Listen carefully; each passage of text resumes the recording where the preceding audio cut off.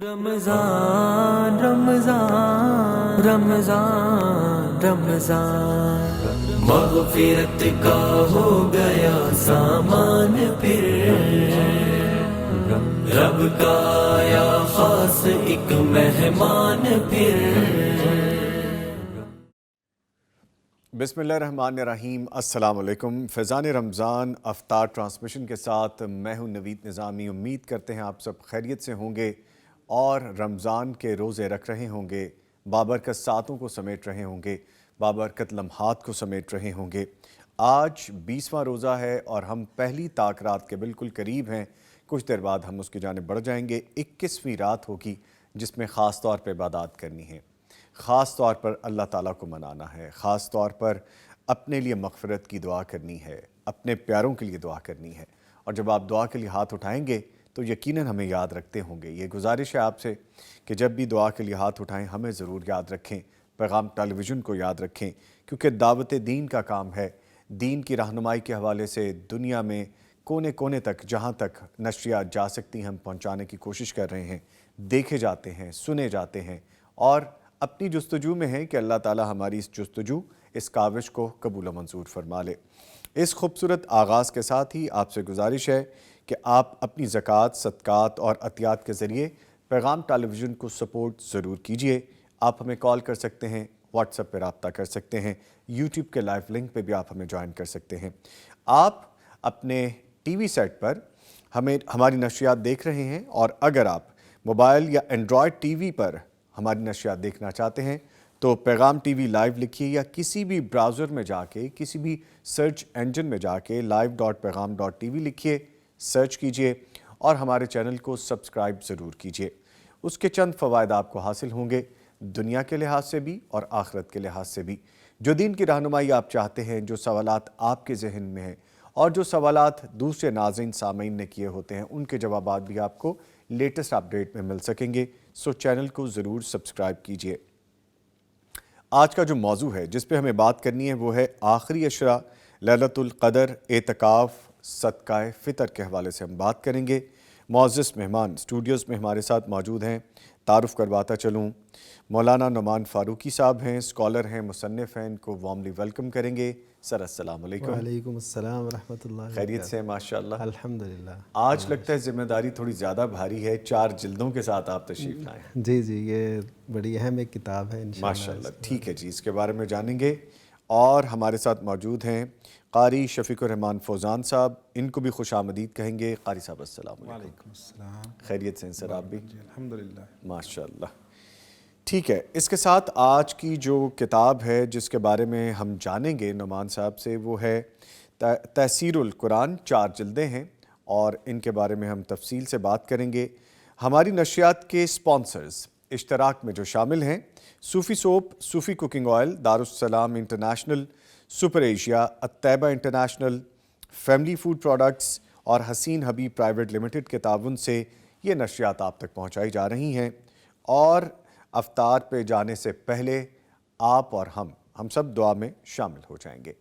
کچھ گزارشات اور بھی ہیں اور وہ یہ ہیں کہ جب آپ کال کریں تو اپنے ٹیلی ویژن سیٹ کا والیوم لازمی بند رکھا کریں۔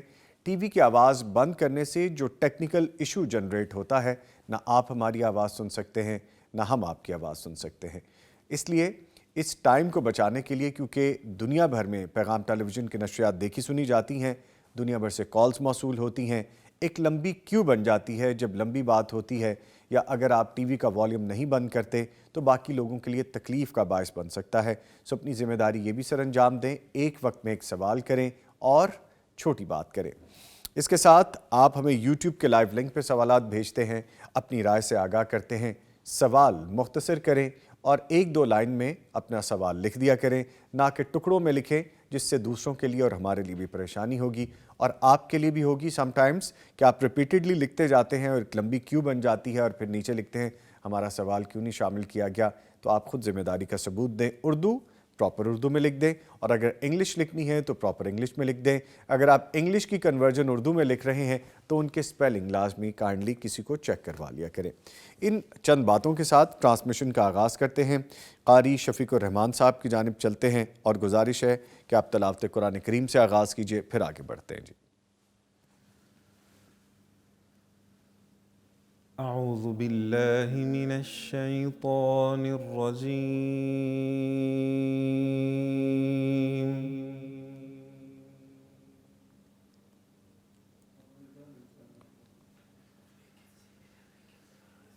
بسم الله الرحمن الرحيم.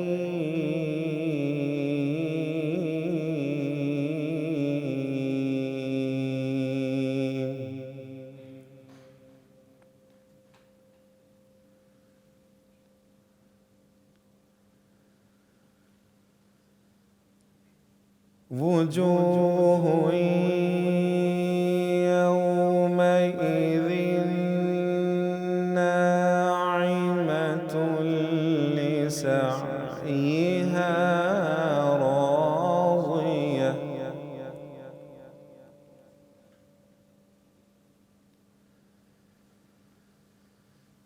في جنة عالية لا تسمع فيها لاغية فيها عين جارية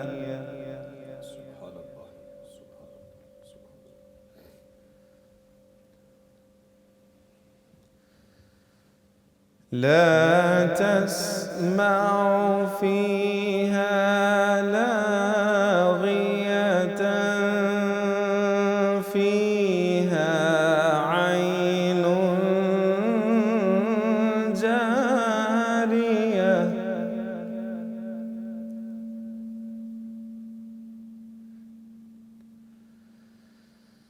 فيها سرر مرفوعة وأكواب موضوعة ونمارق مصفوفة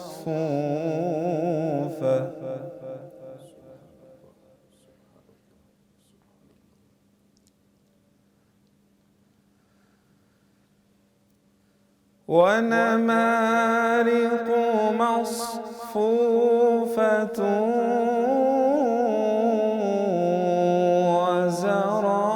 وزرابي مبثوثة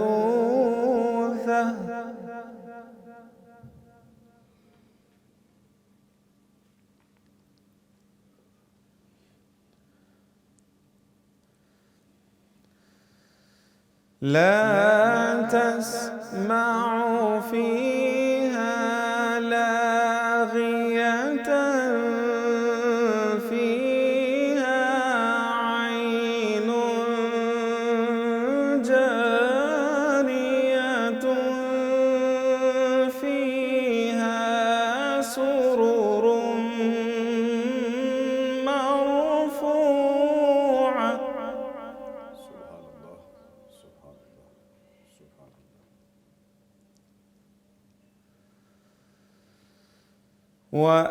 وأكواب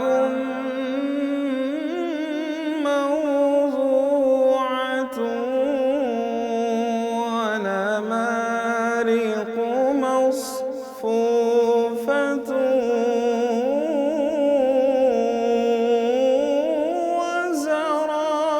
وزرابي مبثوثة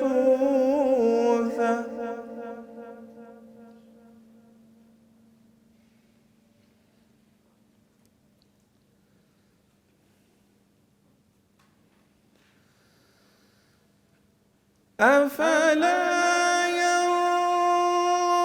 ينظرون إلى الإبل كيف خلقت وإلى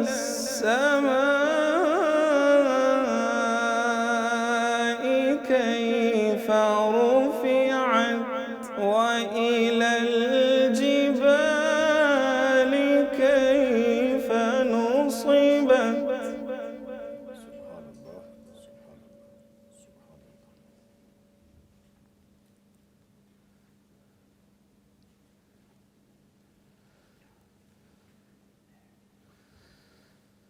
أفلا ينظرون إلى الإبل كيف خلقت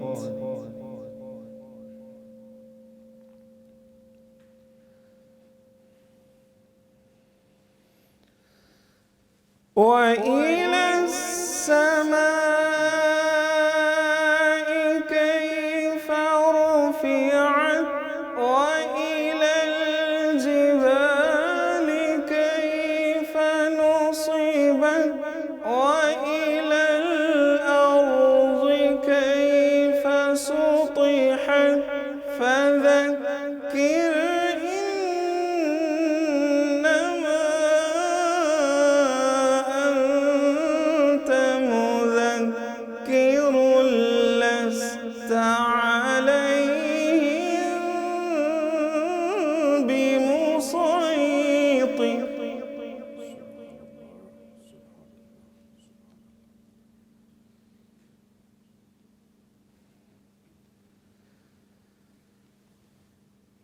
إلا من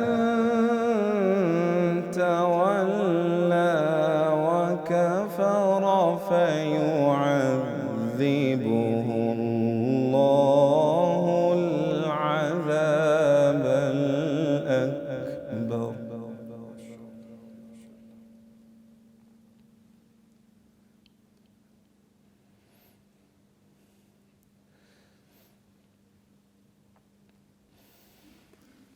وإلى السماء كيف رفعت وإلى الجبال كيف نصبت وإلى الأرض كيف سطحت فذكر إنما أنت مذكر لست عليهم بمسيطر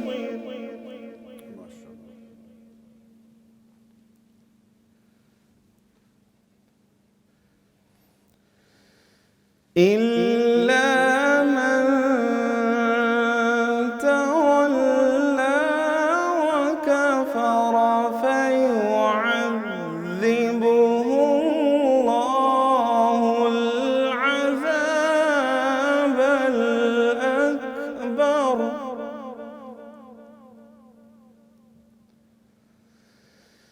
إن إلينا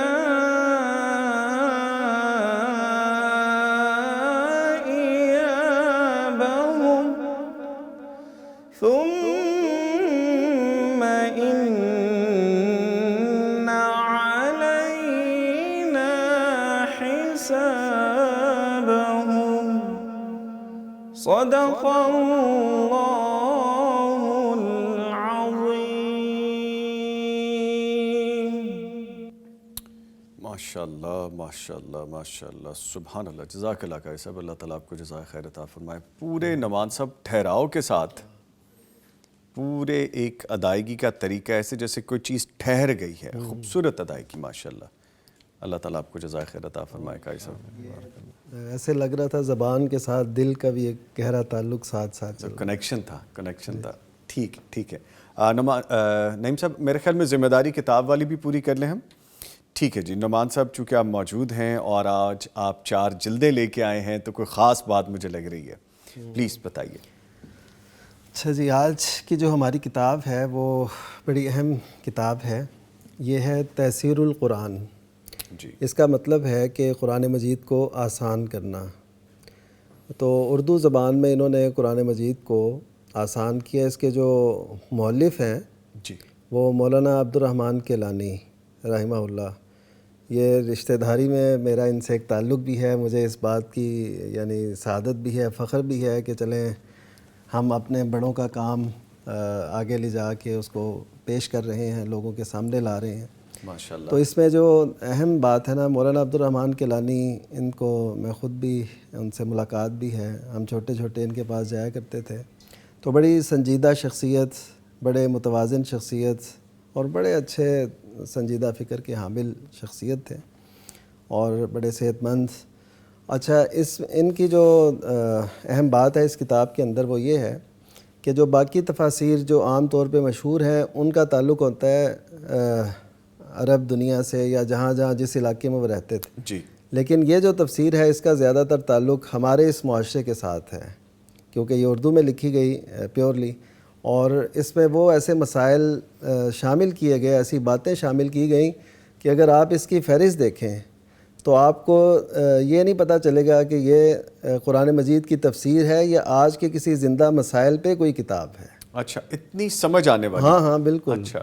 اور اس میں خصوصاً چونکہ ان کی نظر جو ہے مؤلف کی حالات پہ بہت زیادہ تھی، بہت گہری نگاہ، اور انہوں نے ایسے ایسے موضوعات پہ قلم اٹھایا کہ ان پہ کم ہی اٹھایا ہوگا. آپ کو شاید یاد ہوگا کہ ہم نے بات کی تھی کہ 100 سالہ جو کیلنڈر دیا ہے، چھوٹی عید کا، بڑی عید کا، جی بالکل، تو تقریباً ہر وقت ان کے کیلنڈر کے مطابق آ رہے، یہ وہی شخصیت ہے. اچھا، یہ تو مولانا عبدالرحمن. جی یہ تو پھر آپ کے نانا. جی نانا جان کے کزن تھے. ٹھیک. اچھا، تو اور ایک ان کا اور تعارف بھی ہے، یہ آپا رضیہ مدنی جو پیغام ٹی وی میں بھی دیکھی جاتی ہیں، ان کے پروگرام بھی نشر ہوتے ہیں اور وہ ایک نام ہے لاہور میں تحقیق کی دنیا میں. تو یہ ان کے والد گرامی بھی تھے. اچھا، ماشاءاللہ. جی ماشاءاللہ. اچھا، تو خیر ان کی جو بکس ہیں وہ مثلا انہوں نے آئینہ پرویزیت لکھی ہے کتاب، جو منکرین حدیث پہ جو کچھ لکھا گیا اس میں سے ایک بہت اہم ایک کتاب ہے. تو اس تحصیل القرآن کے اندر بھی دیکھیے، اس کا جب ہم ٹائٹل دیکھتے ہیں نا تو یہ بات دارالاسلام نے جب اسے شائع کیا تو یہ بات اس کے اوپر لکھی ہوئی ہے کہ منکرین حدیث اور مخالفین اسلام کے شکوک و شبہات کا ازالہ. لیکن وہ ازالہ ایسے نہیں ہے کہ کوئی دھونس دھاندلی سے کوئی ایسے کیا، نہیں، لاجکس کے ساتھ اور بڑے اچھے پیرائے میں بڑا اچھا اسلوب ہے کہ کوئی بندہ اسے پڑھے تو یقین سے میں کہتا ہوں کہ اس کے ذہن میں جو آج کی دنیا میں پھیلائے گئے شکوک و شبہات ہیں وہ کافی حد تک اسے رفع ہو جائیں گے، زائل ہو جائیں گے. ٹھیک ہے. تو اس کے ساتھ میں یہ بھی چاہوں گا کہ یہ 4 جلدوں میں ہے، تو میں کچھ فہرست آپ کے سامنے ضرور پڑھنا چاہتا ہوں تاکہ آپ کو کچھ اندازہ ہو، ناظرین کو کچھ اندازہ ہو. مثلا آپ دیکھیے کہ کافروں کو مہر کیسے لگتی ہے، مہر کیوں اور کب لگتی ہے. پھر منافقین، ان کی مثال، یہ دوسری مثال جو شروع میں اللہ تعالیٰ نے دی وہ کیا ہے اور کیسے وہ ہوا. اسی طرح آپ دیکھیے کہ یہود کی جینے کی ہوس، یہود کی جبریل سے دشمنی کی وجہ، جبریل دشمنی کا جواب، یہود کا آیات کو پس پش ڈال دینا. اب یہ ایسی باتیں ہیں. اسی طرح اگر آپ آگے چلتے جائیں تو بڑی ایسی چیزیں ہیں جن کا وہ ہمارے نعمان صاحب، سوری میں آپ کی بات کاٹ رہا ہوں، کوئی بھی ایک ٹاپک جیسے آپ ابھی بیان کر رہے ہیں اس کی آپ ڈیٹیل تھوڑی بتائیے کہ پتہ چلے کہ کن الفاظ میں لکھا ہے، کن الفاظ میں ادائیگی کی گئی ہے کہ کسی کو سمجھ آ سکے. کوئی بھی ایک ایسا جس ابھی آپ نے ڈیٹیلز بتائیں، کسی ایک ڈیٹیل کو آپ شروع کیجئے. جی مثلا آپ یہ دیکھیے کہ قرضہ کی ادائیگی. جی. اس میں وہ لکھتے ہیں کہ قرضہ کی ادائیگی کا ذکر اگرچہ وصیت کے بعد مذکور ہے. جی. یعنی قرآن مجید میں ترتیب ایسے ہے، اگرچہ وصیت کے بعد مذکور ہے، تاہم میت پر قرضے کے بوجھ کے متعلق احادیث صحیحہ میں جو وعید آئی ہے اس کی بنا پر امت کا اجماع ہے کہ تقسیم میراث کے وقت سب سے پہلے قرضہ کی ادائیگی ضروری ہے. دیکھیے کتنی سہل ہے یہ، بالکل سمجھ میں آنے والی بات ہے. اور وہ ایک نقطہ بھی ہے اس میں کہ قرآن مجید میں پہلے جو ہے وصیت کا ذکر ہے، بعد میں قرض کا ہے، لیکن یہ امت کا اجماع ہے اس بات پر کہ اس کا ذکر اللہ تعالیٰ نے بعد میں کیا لیکن وہ پہلے ہوگا. جی. تو ایسے وہ اگر اسے اچھا اور دیکھیں، اور اگر بیوی کا حق مہر ادا نہ ہوا ہو تو وہ بھی قرضہ ہے.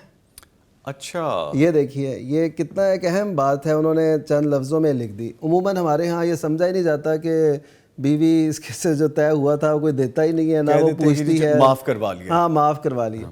تو یہ دیکھیے انہوں نے کہا یہ اس پہ قرض ہے، اور اس کے دلائل اور بھی موجود ہیں. اچھا، پھر لکھتے ہیں اگر میت پر حج فرض ہو چکا ہو مگر کسی وجہ سے کر نہ پایا ہو یا اس نے منت مانی ہو تو اس قسم کے اخراجات تقسیم میراث اور وصیت پر عمل کرنے سے پہلے نکالے جائیں گے. اچھا، وہ پہلے علیحدہ اماؤنٹ نکالی جائے گی. نکالی جائے گی. اچھا، یہ تو وہ چیزیں ہیں کہ جو بہت ضروری ہیں. بہت ضروری ہے، اور دیکھیں اس طرح عام توجہ نہیں جاتی. جی جی جی. تو یہ اس حوالے سے نا، یہ تو میں نے چند ایک مثالیں دی. میں اگر بعد والی جلدوں میں نے اس کی فہرست جب دیکھی تو میں تو حیران رہ گیا کہ اتنی جامعیت کے ساتھ آج کے جو مسائل پیش آتے ہیں، جو چیزیں ہیں، جو فقہی مسائل ہیں، جو جدید مسائل ہیں، ان پہ بڑی اچھی انہوں نے. اچھا سر، جیسے آپ فرما رہے ہیں، اس کا مطلب یہ ہے کہ مسلم لائبریری میں اس کتاب کا ہونا اشد ضروری ہے. جی میں تو میں اس کہوں کو گا، لازم قرار دوں گا. میں بلکہ جی پلیز. اس سے پہلے میں نے اس کو اتنی تفصیل سے نہیں دیکھا تھا. اچھا، تو میں نے جب دیکھا اس کو تو یقین کریں تو میں اب اس کو ضرور. اگر آپ یہ کہہ رہے ہیں جو کہ ماشاءاللہ دین کے طالب علم ہیں، اور ہم تو طالب علموں میں بھی اپنے آپ کو شمار نہیں کرتے، تو پھر اس کا مطلب یہ کہ لازمی پڑھنی چاہیے. یہ 4 جلدیں آپ کی زندگی کے لیے بہت اہم ہیں، آپ کی فیملی کے لیے بہت اہم ہیں، سوسائٹی میں آپ اپنا کردار ادا کر سکتے ہیں. اور اگین پبلش بائی دارالسلام انٹرنیشنل. دارالسلام، جی دارالسلام نے اسے پبلش کیا اپنے طریقے کے مطابق. اس کا ایک اپنا اسلوب ہے. تو ایسے سمجھیں کہ سونے پہ سہاگا. اوکے ٹھیک ہے. ایک پہلے ہی چمک دمک تھی تو اس سے مزید پھر جو ہے نا رانائی پیدا. آپ اس کو آن لائن بھی بائی کر سکتے ہیں، پرچیز کر سکتے ہیں. darussalam.pk سے آن لائن یہ لی جا سکتی ہے. اور میں یہ سمجھتا ہوں کہ ہر جو عالم ہے، اور خصوصاً جو آج کے زندہ مسائل پہ نظر رکھنا چاہتا ہے، اور شکوک و شبہات جو اسلام کے خلاف پیدا کیے جاتے ہیں ان پہ وہ نظر رکھنا چاہتا ہے، تو اس کے لیے ایک بہترین تحفہ. بلکہ نعمان صاحب، عالم ہی کیا، کوئی بھی ایک شخص، کوئی بھی مسلمان جو اپنے دین کے بارے میں جاننا چاہتا ہے وہ اس کو اور اسے یقین کریں جو شکوک و شبہات پھیلائے جاتے ہیں الہادی قوتوں کی طرف سے، تو اس کا ایک بہترین ایک توڑ ہے یہ. ٹھیک ہے. اور یہ کتنا عرصہ پہلے پبلش ہوئی ہیں؟ کب یہ پبلش؟ تو خیر یہ اس کے کئی ایڈیشن تیار ہوئے، لیکن حال ہی میں پھر دارالسلام نے لیٹسٹ ایڈیشن یہ ہے جو دارالسلام نے شائع کیا. ٹھیک ہے. آج تو جی انشاءاللہ یہ میری پرچیزنگ میں شامل ہے، اور یہ لینا میرے پہ بہت لازم ہو گیا، کیونکہ جو ڈیٹیلز آپ نے بتائیں حقیقت ہے یہ اس میں، تو آپ کو سمجھ میں آنی چاہیے وہ چیزیں، جیسے چھوٹی چھوٹی چیزیں ہم ڈسکس کرتے ہیں. آپ کو اس کا بیک پتہ ہونا چاہیے، ہسٹری پتہ ہونی چاہیے، ہمارا دین ہمیں کیا سکھاتا ہے، ہمارے پاس رہنمائی کیا ہے. دیکھیں، ہم دنیا بھر میں اگر گھومتے پھرتے ہیں یا اگر اپنے آس پاس کے لوگوں میں بیٹھتے ہیں، کوئی آپ سے کوئی کویسچن کرتا ہے، اگر وہ مسلم ہے یا نان مسلم ہے، آپ کو کم از کم اتنا نالج تو ہونا چاہیے نا. اگر کوئی آپ کو کوئی نان مسلم ہی پوچھ لے کہ بھی تم آیت الکرسی پڑھتے ہو، اس میں کیا لکھا ہے، تمہیں کیا سمجھ آتی ہے، تو جب مجھے خود سمجھ نہیں ہوگی میں کسی کو کیا بتاؤں گا. یہ بھی دین کی دعوت ہے، اور ایسی دین کی دعوت کے لیے آپ کو پہلے اس طرح کا علم حاصل کرنا ضروری ہے. کہتے ہیں نا کہ شمع محفل ہو کہ جب تم سوز سے خالی رہا، جی تیرے پروانے بھی اس لذت سے بیگانے رہے. اللہ اکبر. نہیں جی، ہم بیگانے نہیں رہیں گے انشاءاللہ. ہم پروانے ہیں تو ہم منڈلائیں گے بھی، اس شمع کے گرد بھی جائیں گے اور سیکھنے کی کوشش کریں گے. اس کے ساتھ ہی میں بہت شکریہ ادا کروں گا قاری شفیق الرحمان فوزان صاحب، آپ تشریف لائے، آپ کے آنے کا بہت شکریہ. نعمان فاروقی صاحب ہمارے ساتھ موجود ہیں، لیکن ایک وقفہ ہے، اس کے بعد دوبارہ ملاقات ہوتی ہے. جی رمضان رمضان رمضان رمضان، مغفرت کا ہو گیا سامان پھر، رب کا آیا خاص ایک مہمان پھر. رمضان رمضان رمضان رمضان، مغفرت کا ہو گیا سامان پھر، رب کا آیا خاص ایک مہمان پھر. ٹرانسمیشن میں آپ کو ایک دفعہ پھر خوش آمدید کہیں گے. معزز مہمان اسٹوڈیوز میں میرے ساتھ موجود ہیں. تعارف کرواتا چلوں، ڈاکٹر متی اللہ باجوہ صاحب، آپ PhD ڈاکٹر، گورنمنٹ کالج کے لیکچرر، خدمت خلق کے معروف ادارے اسوا فاؤنڈیشن کے چیئرپرسن ہیں. آپ مسجد کو خدمت انسانیت کا مرکز بنانے پر یقین رکھتے ہیں. اپنے فلاحی ادارے کی پلیٹ فارم سے جنوبی پنجاب کے دور دراز علاقوں میں سیلاب کے بعد امدادی فلاحی سرگرمیاں سر انجام دے چکے ہیں. کئی واٹر فلٹریشن پلانٹس، ڈسپینسریز اور ہاسپٹل چلا رہے ہیں. آج ہماری افطار ٹرانسمیشن میں شریک ہیں.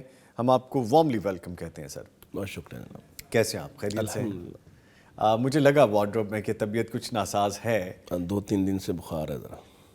اللہ آپ کو مکمل اور جلد شفا یاب کرے جی. اور ان کے ساتھ موجود ہیں مولانا نعمان فاروقی صاحب. ونس اگین جی آپ کو ویلکم کرتے ہیں. گفتگو کا سلسلہ آغاز کرتے ہوئے میں ڈاکٹر صاحب آپ کی جانب آؤں گا. ہم نے بات کرنی ہے آخری عشرے کے حوالے سے، اعتکاف کے حوالے سے، لیلۃ القدر کو ڈھونڈنے کے حوالے سے، صدقہ فطر کے حوالے سے. ہم یہ ساری چیزوں کو آج ڈسکس کرنے کی کوشش کریں گے اپنی نشست میں. فرمائے گا شب قدر کی اہمیت اور فضیلت کے متعلق کیا کہیں گے، اور اس رات کا جو ثواب حاصل کرنے کے لیے صرف جاگنا کافی ہے یا کچھ ہمیں کرنا بھی چاہیے؟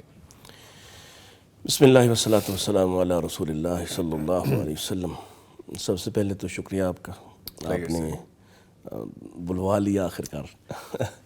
اللہ تعالیٰ آپ کو جزائے خیر عطا فرمائے، اور ہماری ساری ٹیم کو اور اس نشریات کے حصہ دار جتنے بھی دوست احباب ہیں سب کو۔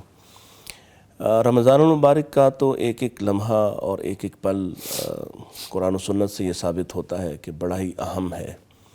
جیسے نبی کریم صلی اللہ علیہ وسلم کا ارشاد گرامی کہ ہر افطار پہ اللہ تعالیٰ بے شمار لوگوں کو جہنم سے آزاد کرتا ہے، ہر رات کو بے شمار لوگوں کو جہنم سے آزاد کرتا ہے۔ اور یہ جب اللہ تعالیٰ کے بے شمار ہوتے ہیں تو مجھے لگتا ہے کہ پھر بہت بے شمار ہوتے ہیں، کیونکہ یہ ہمارا بے شمار تو بہت تھوڑا سا اور چھوٹا سا ہے، اور اللہ تعالیٰ بہت عظیم ذات ہے، اس کی طرف سے بے شمار لوگوں کو معاف کیا جاتا ہے۔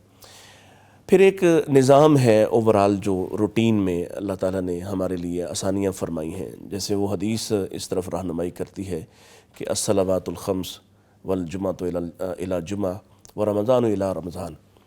یہ روٹین ہے، ایک روٹین، یعنی 5 نمازیں، ہر نماز اپنے بعد آنے والی نماز جو ہے اس کے درمیانی وقفے میں ایک دوسری حدیث مزید اس کی وضاحت کرتے ہوئے تحترکون کے الفاظ کے ساتھ یہ وضاحت کرتی ہے کہ آپ گناہوں کی بٹی میں جر رہے ہوتے ہیں، آپ حتیٰ کہ اذا صلیتم الفجر، آپ فجر پڑھ لیتے ہیں، غسلتھا، فجر آپ کو صاف ستھرا کر دیتی ہے، آپ کو بالکل تازہ دم کر کے گناہوں سے پاک کر کے، پھر آپ اسی طرح سے ظہر، پھر اسی طرح سے عصر، مغرب اور عشاء۔ تو یہ ایک نظام ہے 5 نمازوں کا۔ پھر جمعہ آ گیا، والجمعۃ الی الجمعہ، کہ ہفتے بعد آپ دوبارہ جاتے ہیں۔ اس میں بھی مختلف احادیث اور کافی ساری احادیث اس بات کی وضاحت اور دلالت کرتی ہیں کہ آپ اپنے گھر سے چلتے ہیں، بلکہ اس سے بھی پہلے جب آپ اس کے لیے اس نیت و ارادے سے غسل کر رہے ہوتے ہیں، آپ تیاری کر رہے ہوتے ہیں، وہاں سے لے کے مسجد آنے تک مختلف احادیث ہیں جو ثواب اجر کی بابت مختلف باتیں کہتی ہوئی نظر آتی ہیں۔ اور بلکہ ایک حدیث میں تو غالباً یہ اوس رضی اللہ عنہ کی حدیث ہے، جس میں ہے کہ ایک ایک قدم پر ایک ایک حج کا ثواب یا ایک ایک عمرے کا ثواب جو ہے وہ عطا کیا جاتا ہے۔ پھر جب آپ وہ حدیث آتی ہے کہ آپ جمعے میں امام کے قریب ہو کے بیٹھتے ہیں اور غور سے خطبہ سنتے ہیں، تو اس پر بھی اتنا بڑا اجر ہے کہ آخر کار آپ کے سارے گناہوں کو معاف کر دیا جاتا ہے۔ لیکن پھر بھی ظاہر ہے انسان کے پاس تو بے شمار خامیاں اور کوتاہیاں ہوتی ہیں۔ وہ رمضان الی رمضان، رمضان سے پھر رمضان آ جاتا ہے، اور جب پچھلے رمضان کے بعد اب تک یہ جانے والے جتنی خامیاں کوتاہیاں تھیں، یہ ایک معمول ہے اللہ تعالیٰ کا، ایک وہ اس کو آپ سپننگ سرکل کہہ لیں کہ جس میں اللہ تعالیٰ آپ کی صفائی کروا رہا ہے، آپ کو نظافت اور پاکیزگی مل رہی ہے، آپ کا تزکیہ ہو رہا ہے۔ رمضان آیا تو پہلی ہی رات، اور وہ جو حدیث ہے کہ من قام رمضان ایمانا واحتسابا غفر له ما تقدم من ذنبه، جیسے ہی رات ظاہر قیام سے شروع ہوتا ہے معاملہ، تو قیام کیا تو پچھلے گناہ معاف ہو گئے۔ من صام رمضان، پھر روزہ رکھا تو پچھلے گناہ معاف ہو گئے۔ پھر آ گیا یہ چلتے چلتے رمضان کا پورا مہینہ آپ نے گزارا اور آخری عشرہ داخل ہو گئے۔ اب آخری عشرے میں ایک خاص رات ہے، اور اس خاص رات سے پہلے رسول اللہ صلی اللہ علیہ وسلم کی سنت مبارکہ اور آپ کا جو عمل، حدیث میں سیدہ عائشہ رضی اللہ عنہا بیان فرماتی ہیں کہ جیسے ہی آخری عشرہ شروع ہوتا تو آپ کی کیفیت ہی بدل جاتی، آپ خود بھی جاگتے، اپنے گھر والوں کو بھی جگاتے، بلکہ وہ جو الفاظ ہیں نا شد مئزرہ، کہ اپنا لنگوٹ کس لیتے، اپنا تہبند کس لیتے، اپنی کمر کس لیتے، یعنی پہلے سے زیادہ تیاری۔ اور رسول اللہ صلی اللہ علیہ وسلم تو عام روٹین میں، یعنی معمول میں، باقی 11 مہینوں میں بھی آپ کی رات کیا ہے کہ اللہ تعالیٰ آپ کی رات کو اس میں تخفیف کر رہا ہے، قم اللیل الا قلیلا۔ آپ تو پوری رات عام دنوں میں بھی کھڑے ہونے والے تھے، تو رمضان میں ایسا کیا کرتے تھے کہ آپ اس میں پہلے سے بھی زیادہ وہ کہتے ہیں کہ کمر کس لیتے، اور پھر اس رات، جس رات کی نبی کریم صلی اللہ علیہ وسلم نے خود وضاحت فرمائی کہ میں نے اس کو پہلے عشرے میں بھی تلاش کیا ہے، میں نے اس کو دوسرے عشرے میں بھی تلاش کیا ہے، اور پھر میں نے اس کو تیسرے عشرے میں پایا ہے، اور اس کے لیے آپ نے مختلف جو عشرے ہیں ان کا اعتکاف بھی کیا ہے۔ سو اس حوالے سے اس کی جو قدر و قیمت ہے، پھر خاص قرآن میں جو ذکر ہوا کہ یہ خیر من الف شہر ہے، 1000 مہینے سے بہتر رات ہے۔ آپ اندازہ لگائیں کہ ایک رات، اور یہ اب مخصوص اور متعین کر دیا نبی کریم علیہ السلام نے کہ ان 5 میں سے کوئی ایک ہے، اس میں بھی ہمارے تو خیر ماشاءاللہ مسلمانوں نے ان 5 میں سے بھی کوئی ایک خود ہی متعین کر لی ہے، جبکہ حدیث نے اس کی وضاحت نہیں کی، بلکہ وضاحت کر دی کہ میں تمہیں بتانے آ رہا تھا، راستے میں 2 آدمیوں کے جھگڑا کرنے کی وجہ سے میں وہ بات بھول گیا، اور اصل میں اللہ نے بلایا تاکہ یہ کم سے کم 5 راتیں تو جاگے، 5 راتیں تو محنت کریں۔ جستجو تو اس رات میں اگر آپ اللہ کی عافیت کو، رحمت کو، برکت کو حاصل کر لیتے ہیں تو پھر وہی بات ہے، من قام لیلۃ القدر ایمانا واحتسابا غفر لہ ما تقدم من ذنبہ۔ اہم حصہ یہ ہے جس پر میرا خیال ہے کہ ہمیں بات زیادہ کرنا چاہیے، ایمان اور احتساب، یہ اہم ہے، کیونکہ ایمان اور احتساب میسر ہے تو رمضان کی ہر رات آپ کے لیے بخشش کا پیغام لاتی ہے، ہر روزہ آپ کے لیے بخشش کا پیغام لاتا ہے۔ اگر یہ نہیں تو لیلۃ القدر کی یہ جتنی بھی ہم نے عبادات ہم کرتے ہیں یا سنت سے ماخوذ ہیں، یا ہم نے کچھ عمل جو ہیں وہ خود سے اب کرنا شروع کر دی، ان سب پہ بات ابھی ظاہر وقت بھی ہوگا۔ تو بہرحال سب سے اہم حصہ ایمان و احتساب کا ہے، وہ اگر آپ کو لیلۃ القدر مل جائے اور ایمان و احتساب کے ساتھ مل جائے تو انشاءاللہ سارے گناہ معاف ہو جائیں۔ اچھا ڈاکٹر صاحب، ڈیفینیٹلی ہم ان ساری باتوں کو بھی ڈسکس کرنے کی کوشش کریں گے کہ ڈیٹیل میں آج ہم اس پہ بات کریں، لیکن 27 رمضان مبارک یہ کیوں ہمارے یہاں پہ کیوں رواج بن گیا ہے کہ ہم خاص طور پہ اس رات کے حوالے سے بات کرتے ہیں؟ اس کی ویسے تو دیگر علماء اور شیخ صاحب اور اس کے بعد جو ڈاکٹر صاحب آئیں گے وہ زیادہ بہتر وضاحت کر سکتے ہیں۔ مجھے جو سمجھ میں آتا ہے نا، جو کہ وہ ایک روایت ہے نا جو نبی پاک صلی اللہ علیہ وسلم نے 3 دن تراویح خود جماعت کے ساتھ کروائی ہے، تو یہ 23، 25 اور 27 یہ 3 راتیں تھیں جو آپ نے خود لوگوں کو امامت کروائی ہے، اور جو 27ویں رات آپ نے کروائی تو وہ پوری رات کروائی آپ نے، اور اس میں تو صحابہ کہتے ہیں کہ ہمیں شاید 50 آیتوں کا ہے کہ ہمیں اتنا سا وقت ملا کہ 50 آیتیں ہم اس میں پڑھ سکتے تھے، اتنا کم وقت ملا کہ ہم سحری کر سکیں، یعنی پوری رات آپ نے کروا دیا۔ اور 29 کو آپ آئے نہیں، لوگ بیٹھے رہے آپ کا انتظار کرتے رہے، آپ نے فرمایا میں اس لیے نہیں آیا، صبح آ کے بتایا کہ تاکہ تم پر فرض نہ ہو جائے۔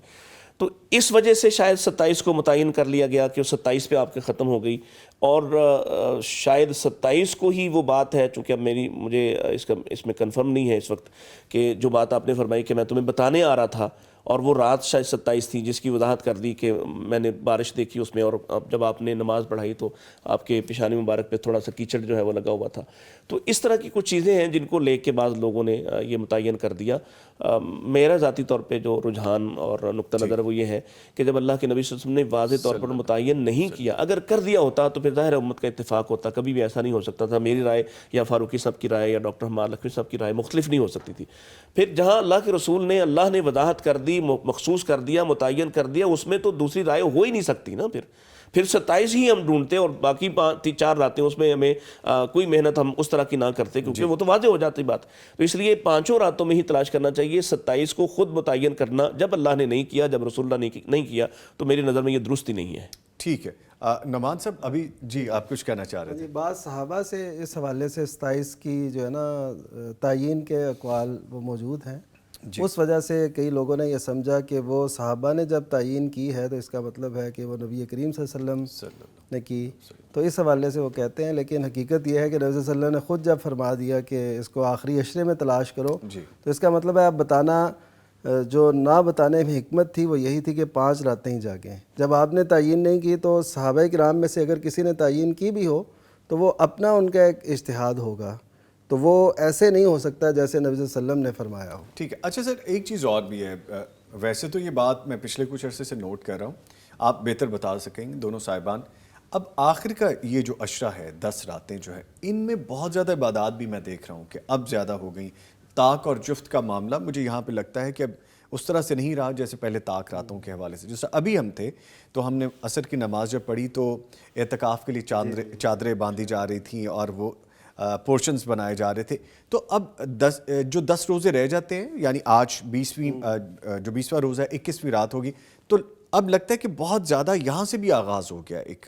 جی اور اس میں اصل میں ایسا ہے نا کہ اس حدیث میں لفظ بھی یہ آتے ہیں نا، العشر الاواخر، آخری عشرہ جو ہے، تو اس کا مطلب ہے کہ وہ آخری جو عشرہ ہے اس میں زیادہ، جیسے ابھی حدیث کا حوالہ دے رہے تھے ڈاکٹر صاحب کہ جب آخری عشرہ آتا تھا تو ایقظ اہلہ وشد میزرہ واحیا لیلہ، تو اس کا مطلب یہ ہے کہ آخری عشرے پورے میں پہلے کی نسبت ذرا زیادہ، لیکن پھر اس میں سے جو طاق راتیں ہیں ان کا پھر اس سے بھی زیادہ اہتمام، یعنی یہ ہوں گے مراحل، پورا رمضان، پھر آخری عشرہ، پھر آخری عشرے کی طاق راتیں، اس میں پھر خصوصی جو توجہ ہے اور انہماک ہے اور اس پہ خصوصی ہو۔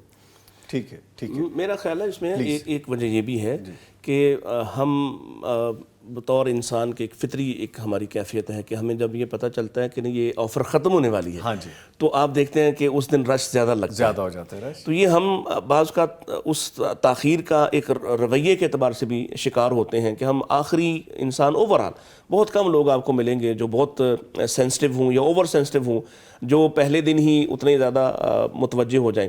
وہ جو آخر والے ہوتے ہیں نا وہ پھر دوڑ لگاتے ہیں، اور اللہ تعالیٰ کو بھی یہ بات پسند ہے کہ کوئی بات نہیں جس وقت بھی آپ آتے ہیں. اور پھر آخری عشرہ، جیسے آخری عشرہ ہوتا ہے تو ایک دم یہ ذہن میں آتا ہے کہ اچھا کئی لوگ میرے جیسے نکمے بھی جو ہیں وہ محسوس کرتے ہیں کہ یار پہلے 20 دنوں میں وہ ہم نے نہیں کیا تو چلو اب تھوڑا سا اہتمام کریں، یہ ایام معدودات گزر گئے اور بس اب جانے ہی والے ہیں، تو تھوڑا سا احساس بھی جاگ اٹھتا ہے. بہت سست کاہل لوگ جو ہیں وہ بھی اپنی نماز کے علاوہ کچھ نوافل یا تلاوت کا اہتمام کرنا شروع کر دیتے ہیں. تو یہ اس فطرت کی وجہ سے ایک تو یہ ہے. دوسرا مجھے یہ بھی لگتا ہے، یہ میرا ذاتی ایک اجتہاد سمجھ لیں یا اس کو سمجھ لیں کہ آبزرویشن ہے، کہ اللہ تعالیٰ جو محبت کرتا ہے انسانوں سے اور مومنوں سے خاص طور پہ، وہ ان کے اندر یہ احساس پیدا کرتا ہے کہ اب تو کچھ کر لو. وہ جو حدیث میں آتا ہے نا کہ ہر رات جو رمضان میں آ کے وہ کہتے ہیں یا باغی الخیر اقبل و یا باغی الشر اکثر، تو شاید وہ جو فرشتوں کی کوئی صدا ہے اس پر بھی تھوڑا کان زیادہ سننے لگتا ہے کہ یار باقی گزر چلا ہے اب کچھ نہ کچھ کر لیں.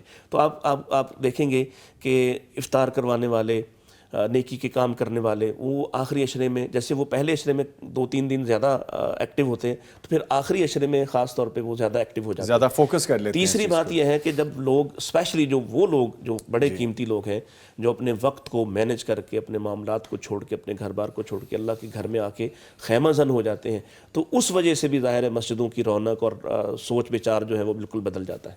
اچھا، یہ آپ کا پرسپیکٹیو بھی سمجھ میں آتا ہے، یہ بات بڑی آپ نے کینلی آبزرو کی. ہم کیا دیکھتے ہیں کہ رمضان مبارک کی آمد ہوئی، بہت زیادہ مساجد پر رونق ہو گئی.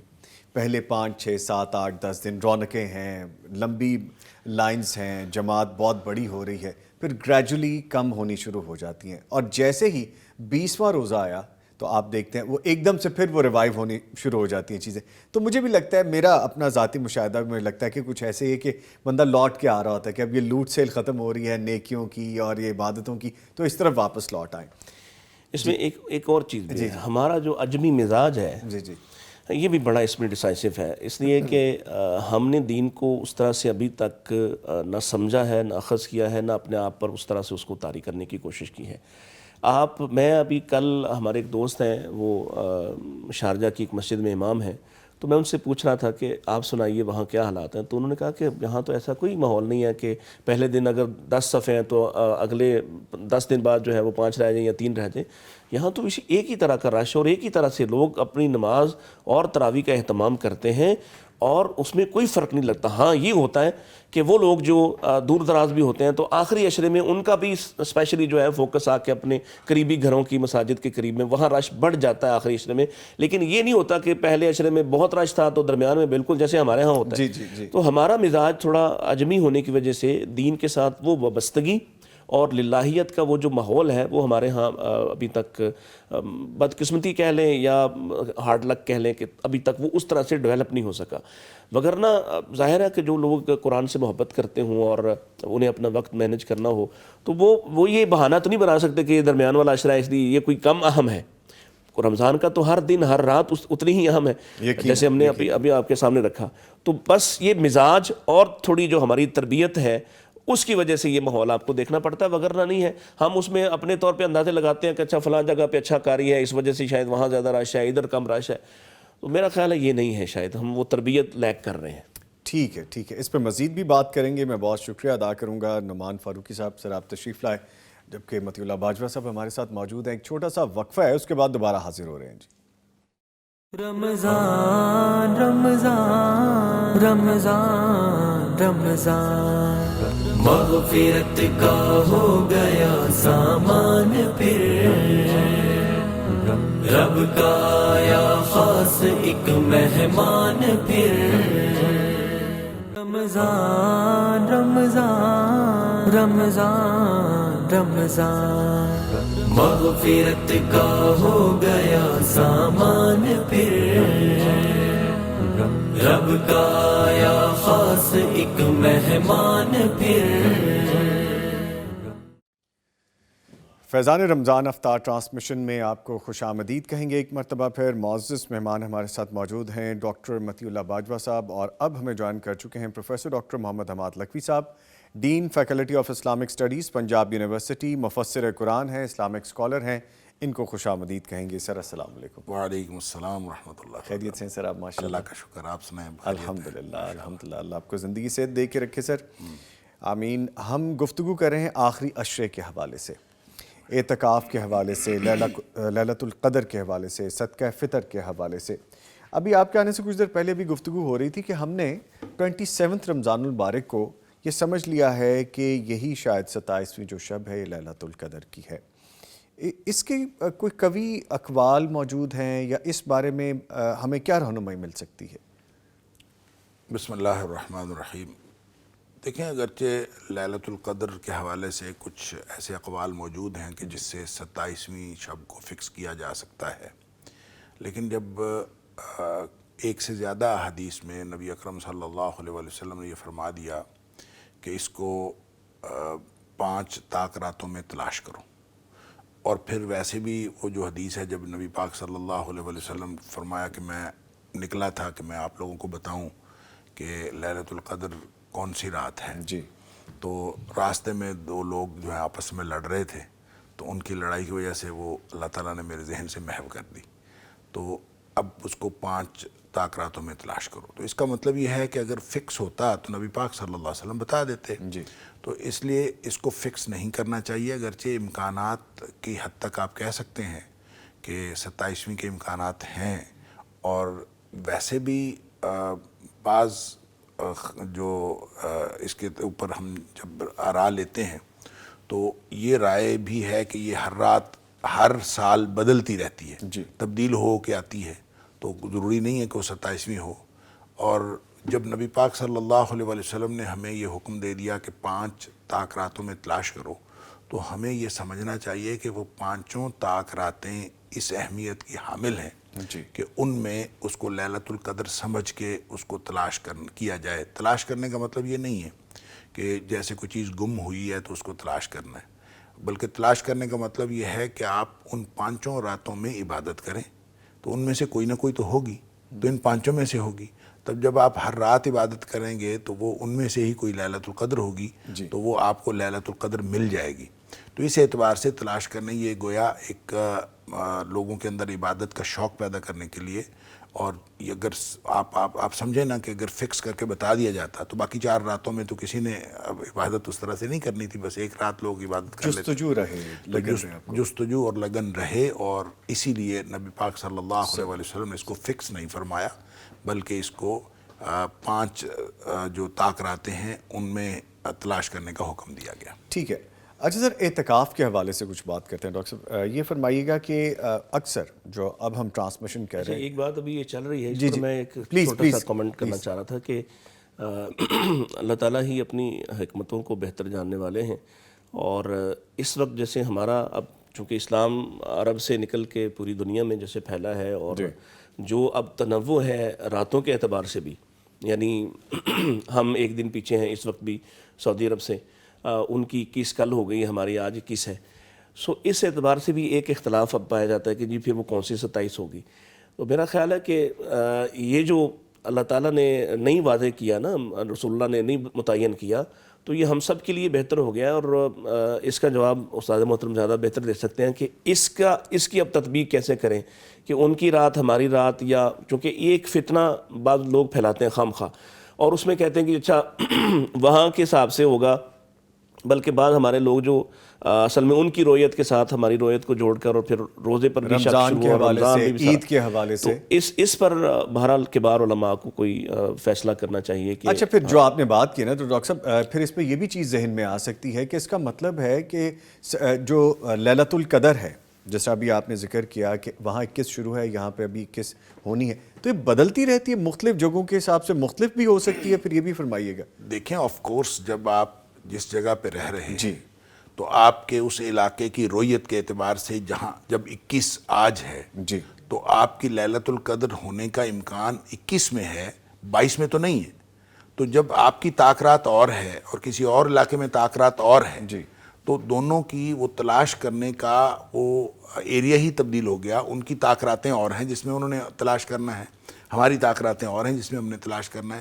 تو ہر علاقے کی رویت کے اعتبار سے وہ مختلف ہو سکتی ہے, کیونکہ نبی اکرم صلی اللہ علیہ وسلم کا یہ فرمان ہے کہ سوموا لرؤیتہ وافطروا لرؤیتہ, کہ یہ جو جب آپ نے چاند دیکھ لینا ہے تو رمضان شروع کرنا ہے اور چاند دیکھ کر رمضان ختم کرنا ہے. تو چاند دیکھ کر جب ظاہر ہے سعودیہ میں چاند پہلے نظر آ گیا اور ہمارے ہاں ایک دن بعد نظر آیا, تو پھر ہمارا جو طاقتوں کا حساب ہوگا وہ ہمارے ملک اور ہماری رویت کے اعتبار سے ہوگا. اور اس کا تعلق ملکوں کی لکیروں کے ساتھ نہیں ہے بلکہ رویت کے ساتھ ہے. جس علاقے میں جس مطلع کے ساتھ جس مطلع کے اندر نظر آ گیا ہے تو وہ اس مطلع کے اندر وہ ان کی طاقت ہوگی. لہٰذا یہ نہیں ہو سکتا کہ کوئی شخص ایک علاقے کی رویت کو دوسرے علاقے کے لیے اس طرح قرار دے دے جب تک اس کے اوپر ایک متفقہ, جیسے ڈاکٹر صاحب نے کہا کہ ایک متفقہ فیصلہ نہ کر لیا جائے کہ ہم پوری دنیا کے لیے کسی ایک رویت کو تسلیم کر لیں. یہ بات شاید پہلے بھی ہمارے ہوئی تھی جی, ہم نے کی تھی اپنی کہ ٹرانسمیشن. پوری دنیا میں ایک رویت کرنے کے لیے ہمیں تھوڑا سا اس کے اوپر سروے بھی کرنا ہوگا, سائنٹیفکلی بھی اور پریکٹیکلی بھی. جب ہم انگریزی تاریخ ایک ہی دن پوری دنیا میں ہو سکتا ہے اور دن بھی ایک ہی, جب ہم کہتے ہیں کہ آج مثلاً اتوار ہے تو پوری دنیا میں اتوار ایک ہی ہے, ایسا تو نہیں ہوتا کہ کسی جگہ جو ہے وہ ہفتہ ہو کسی جگہ اتوار ہو, اس طرح تو نہیں ہوتا. پوری دنیا میں اتوار ہے, ایک ہی دن ہو سکتا ہے. تو ہجری رویت کے اعتبار سے پوری دنیا میں تاریخ ایک کیوں نہیں ہو سکتی؟ یعنی اس لیے کہ 24 گھنٹے کا فرق تو کہیں بھی نہیں ہے, زیادہ زیادہ 12 گھنٹے کا فرق چند ہے. گھنٹوں جی, تو 12 گھنٹے کا فرق ہے, 12 گھنٹے سے زیادہ ٹائم زون کا فرق جو ہے 12 گھنٹے کا نہیں ہے. تو جب 12 گھنٹے کا فرق ہے تو کسی ایک جگہ کی رویت کو رویت قرار دے دیا جائے پوری دنیا کو تو یہ ہو سکتا ہے. لیکن جب اس پہ ہم گفتگو کر رہے تھے تو میں نے پہلے بھی عرض کیا تھا کہ جو مشرق بعید کے لوگ ہیں, کہ مثال کے طور پر مکہ مکرمہ کی رویت کو پوری دنیا کی رویت قرار دے دیا جاتا ہے, تو اس میں پھر یہ سوال پیدا ہوتا ہے کہ کیا اس رویت کے وقت پوری دنیا میں پریکٹیکلی یہ سچویشن ہوگی کہ اس رویت کو تسلیم کرنے کے بعد لوگ روزہ رکھ بھی سکیں اور افطار بھی کر سکیں, سارا اس کے مطابق ہو سکے. مثال کے طور پر جو مشرق بعید کے لوگ ہیں وہاں کہتے ہیں کہ اگر مثال جاپان میں اگر مکہ مکرمہ کی رویت کا لحاظ رکھا جائے تو وہاں تو سحری کا وقت گزر چکا ہوگا جب مکہ مکرمہ کے اندر رویت ہوگی. تو اس کا مطلب یہ ہے کہ نہیں ہو سکتا پریکٹیکلی. تو اس کے اوپر بھی سائنٹیفکلی بھی میں نے عرض کیا اور پریکٹیکلی بھی سروے بھی کر لیا جائے اور سارے علماء کے سامنے یہ مسئلہ رکھ دیا جائے. مجھے یہ لگتا ہے, میں ہمیشہ سے کہہ رہا ہوں, پچھلے 2-3-4 سالوں سے یہ میں بات کہہ رہا ہوں کہ مجھے لگتا ہے کہ ہو جانا ہے, 15-20 سال اس پہ لگیں گے اور پھر جا کے کہیں علماء متفق ہوں گے. ظاہر ہے چیزیں آہستہ آہستہ, پہلے رویت بالکل ہی علاقائی ہوتی تھی, ایک بستی کی اور دوسری بستی کی. اب ہم نے رویت جو ہے وہ ملکوں کی سطح پر کر لی ہوئی ہے. تو یہ ملکوں کی سطح کی رویت دیکھیں نا, مسئلہ تو ایک نہیں ہوتا. کراچی کا مسئلہ اور پشاور کا مسئلہ ایک تو نہیں ہے, ڈفرینس آ جاتا ہے, ظاہر وہ ڈفرینس ہے. تو جب ہم اس کو ایک تسلیم کیے بیٹھے ہیں کہ جو جغرافیائی لکیریں ہیں ان کے حساب سے ہم نے مطالعے کو فکس کر دیا اس کے ساتھ, اور ہم ظاہر ہے کہ لاہور میں چاند نظر آ جائے تو امرتسر والا تو نہیں مانتا, یا امرتسر میں چاند نظر آ جائے تو لاہور والا اپنے علاقے کے حساب سے اپنے وہ نہیں مانتا. کراچی کا چاند نظر آ جائے تو ہم مان لیتے ہیں لاہور میں. تو یہ جب یہ ہو سکتا ہے تو پوری دنیا کی ایک رویت بھی ہو سکتی ہے. اس کے اوپر شرعی دلائل اور عملی مشکلات اور پھر جو سائنسی معاملات ہیں, ان سب کو جوڑ کر میرے خیال میں کوئی فتویٰ کشید کیا جا سکتا ہے. اور میں امید کرتا ہوں کہ ہو سکتا ہے اگلے 15-20 سال میں یہ فتویٰ, ہم تو شاید نہیں ہوں گے لیکن یہ ہو جائے گا کسی نہ کسی دن کی رویت سب کی ایک ہو جائے. پھر طاقتوں کا مسئلہ نہیں بنے گا کہ سب کی طاقت ایک ہی ہوا کریں, طاقت ایک, عید ایک, رمضان ایک, اور تب تک یہ گزارا کریں. جب تک ایسا نہیں ہوتا. ایک بڑی شاندار سی حدیث میرے ذہن میں آ گئی ہے. نبی پاک علیہ السلام نے فرمایا نا کہ جو شخص مجھ پہ درود بھیجتا ہے تو اللہ اس پر 10 رحمتیں بھیجتا ہے. تو صحابی نے کہا یا رسول اللہ اگر کوئی شخص 20 مرتبہ کرے تو 100 مرتبہ کرے. آپ بڑھاتے رہے, اسی 10 گنا کے 100 مرتبہ کرے, اگر کوئی 100 مرتبہ کرتا تو 1000 رحمتیں ہوں گی. تو وہ پوچھتا جا رہا تھا, تو آخرکار نبی پاک نے فرمایا کہ واللہ اکبر و اطیب, اللہ بہت بڑا ہے اور بہت پاکیزہ ہے. یعنی تم جتنا بھی اس عمل کو بڑھاتے جاؤ گے اسی حساب سے تمہیں اس سے 10 گنا بڑی رحمتیں تمہیں میسر ہوتی جائیں گی. تو یہ جو ابھی جب تک ہمارا اختلاف چل رہا ہے تو اللہ کے ہاتھ میں ہے سارا کچھ. وہ 21ویں 27ویں ہماری 27ویں میں بھی ہو سکتی ہے, ان کی 27ویں میں بھی ہو سکتی ہے. اللہ کے لیے کوئی کام مشکل نہیں ہے. لہٰذا اس وقت تک میں نے یہ جان بوجھ کے یہ بات یہاں چھیڑی اس لیے کہ آج تاک پاکستان شروع ہو رہی ہے, اور یہاں یہ بڑا سنجیدہ سوال کیا جاتا ہے. اور وہ لوگ جو خاص طور پہ عبادت کے مخالف ہوتے ہیں نا, وہ اس طرح کے فتنے چھوڑ دیتے ہیں اور اس طرح کی چیزیں سوشل میڈیا پہ چھوڑ دیتے ہیں کہ کیا ضرورت ہے, آپ کی طاق رات اور ہے, ان کی طاق رات اور ہے, دین وہاں نازل ہوا ہے. حالانکہ دین وہاں نازل ہوا ہے تو احکام یہاں بھی پہنچ گئے ہیں, اور یہاں کے اعتبار سے جب تک آپ متفق نہیں ہوتے جیسے ڈاکٹر صاحب نے ارشاد فرمایا, تو انشاءاللہ اللہ تعالیٰ بہت بڑا ہے. سارے مطالعے اسی کے تابع ہیں, ہر جگہ چاند اسی کے حکم پہ طلوع ہوتا ہے, ہر جگہ رات اسی کے حکم پہ آتی ہے. انشاءاللہ ہماری طاق رات الگ ہے, تو انشاءاللہ ہمیں اس میں لیلۃ القدر بھی مل جائے گی انشاءاللہ. کوشش کریں, جیسا سر نے کہا, جستجو کریں, عبادات کریں. کیونکہ کچھ لوگ ایسے بھی ہیں پھر جو کہتے ہیں, جیسے وہ عرفہ کے روزے پر وہ شورٹ ڈال دیتے ہیں نا, اور پھر وہ سارے روزے رکھ کے بھی ان کو تسلی نہیں ہو رہی ہوتی. تو کچھ لوگ ایسے بھی ہیں جو کہتے ہیں کہ 10 راتیں جفت رات بھی اسی طرح سے محنت کرو جیسے ہم طاق رات میں کرتے ہیں. تو میرا خیال ہے یہ بنیادی جو سورس ہے دین کا, اس کے خلاف بات ہے. اچھا سر, بات تو پھر عبادت کی ہے نا, آپ نے عبادت کرنی ہے تو آپ کرتے رہیں, اس میں کیا مذائقہ ہے؟ ویسے بھی جب نبی پاک نے آخری عشرہ کہا ہے, اور آخری عشرے کے بارے میں ابھی ہم بات بھی کر رہے تھے کہ آپ پہلے سے زیادہ مستعد ہوتے ہیں, زیادہ اپنے گھر والوں کو جگاتے ہیں, خود بھی جاگتے, تو پورا عشرہ آپ بھی کر کے دیکھنے اگر آپ کے دل میں کوئی شک ہے. ٹھیک ہے, 10 رات آپ 5 راتیں نہ تلاش کریں, آپ 10 راتیں کر لیں, کیا ہے, ٹھیک ہے. اچھا سر, بسم اللہ کریں.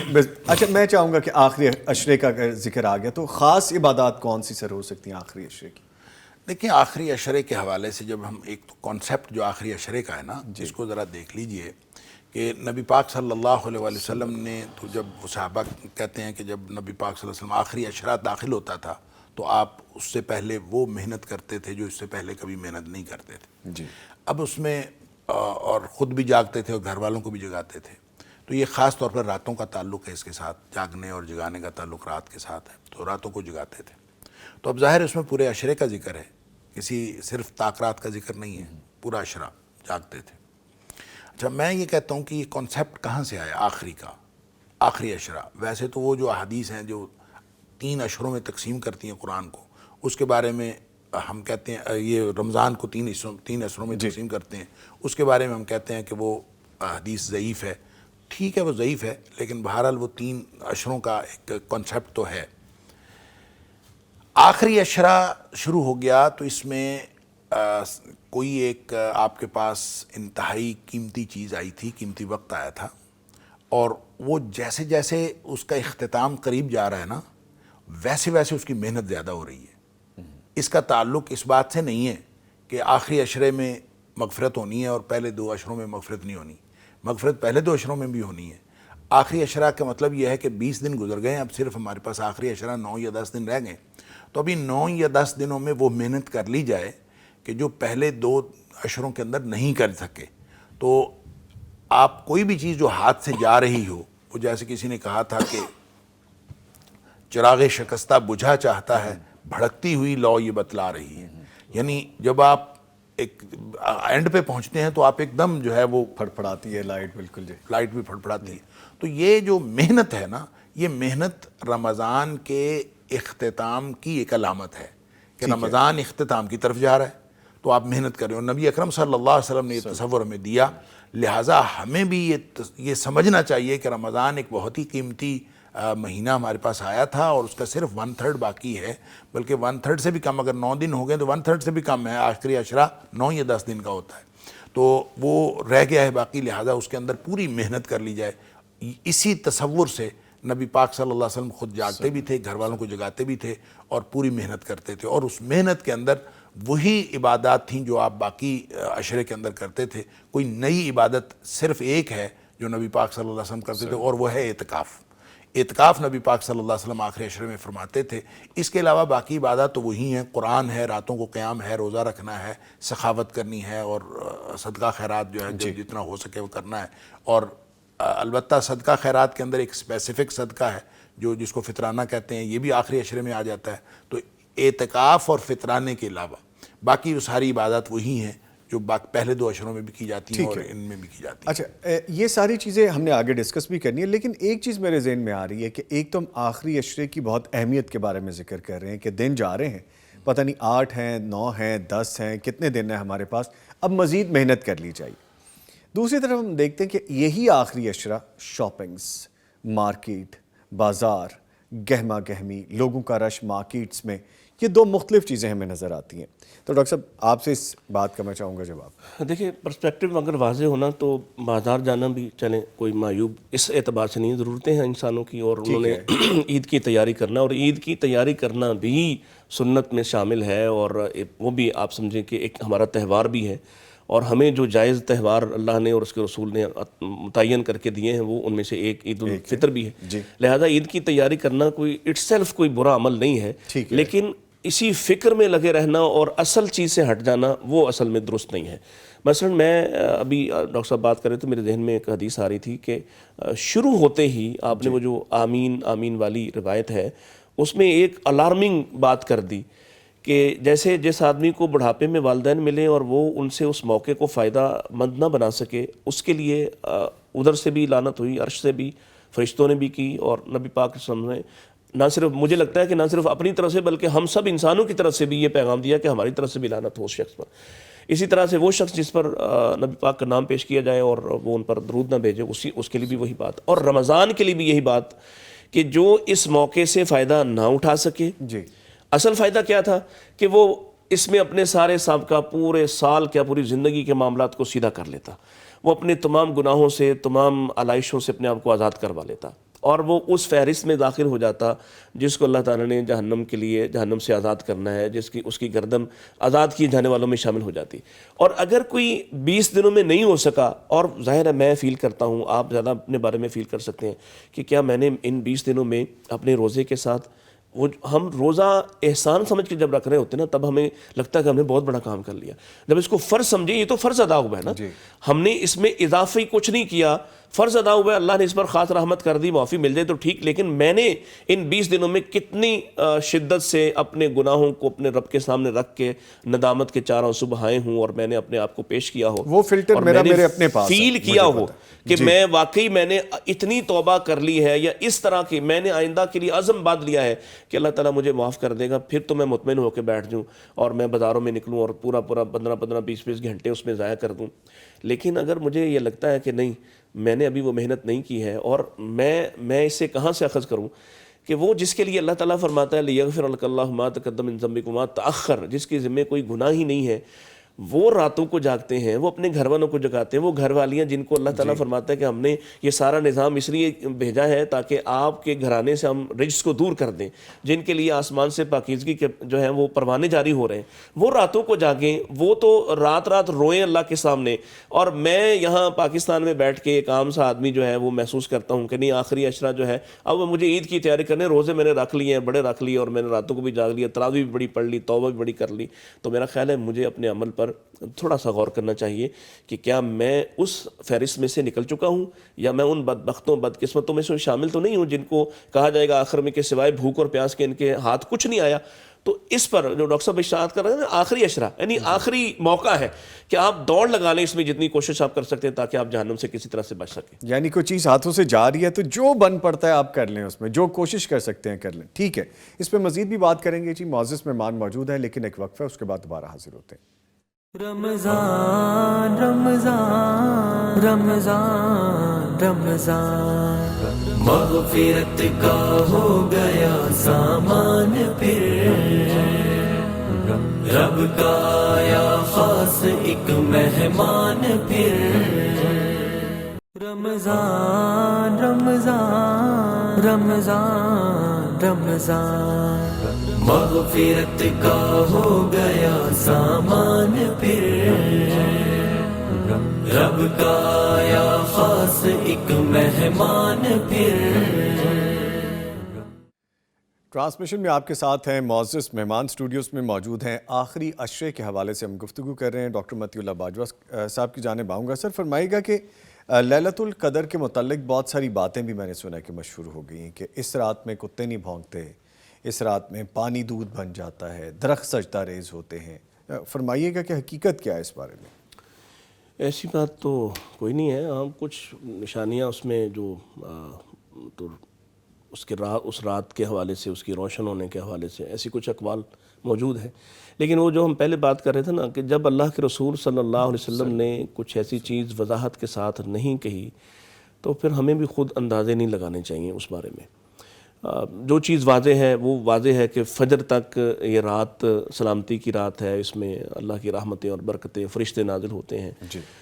اسی پر رہنا چاہیے. مغفرت کی رات کو اس بہانے سے صبح اٹھ کے کیسے پتہ چلے گا؟ جب آپ صبح اٹھنے بعض اوقات ہوتا ہے وہ سورج کی ٹکیاں جو ہے اس پر فیصلہ ہو رہا ہوتا ہے کہ آج رات ہوئی تھی یا نہیں ہوئی تھی. تو میرا خیال ہے ویسے ذاتی رجحان کے اعتبار سے کہ جو چیزیں واضح نہیں ہیں، یعنی ایسی چیزیں ہیں کہ کچھ چلے اقوال ہیں آپ کے پاس کہ رات جو ہے اس میں موسم کے اعتبار سے، اس کی کیفیت کے اعتبار سے، اس کے فضا کے اعتبار سے، تو آپ کیا باہر کھڑے ہو کے فضا دیکھیں گے کہ وہ رات ہے یا نہیں ہے، یا آپ اس کام پہ فوکس کریں گے جس کام پہ آپ کو اللہ کے نبی صلی اللہ علیہ وسلم نے فوکس کرنے کا حکم دیا ہے یا جس طرف اشارہ کیا، جو آپ کی سنت ہے کہ آپ جاگیں، آپ خود بھی جاگیں، آپ کے گھر والے بھی جاگیں. اور کیا کیا؟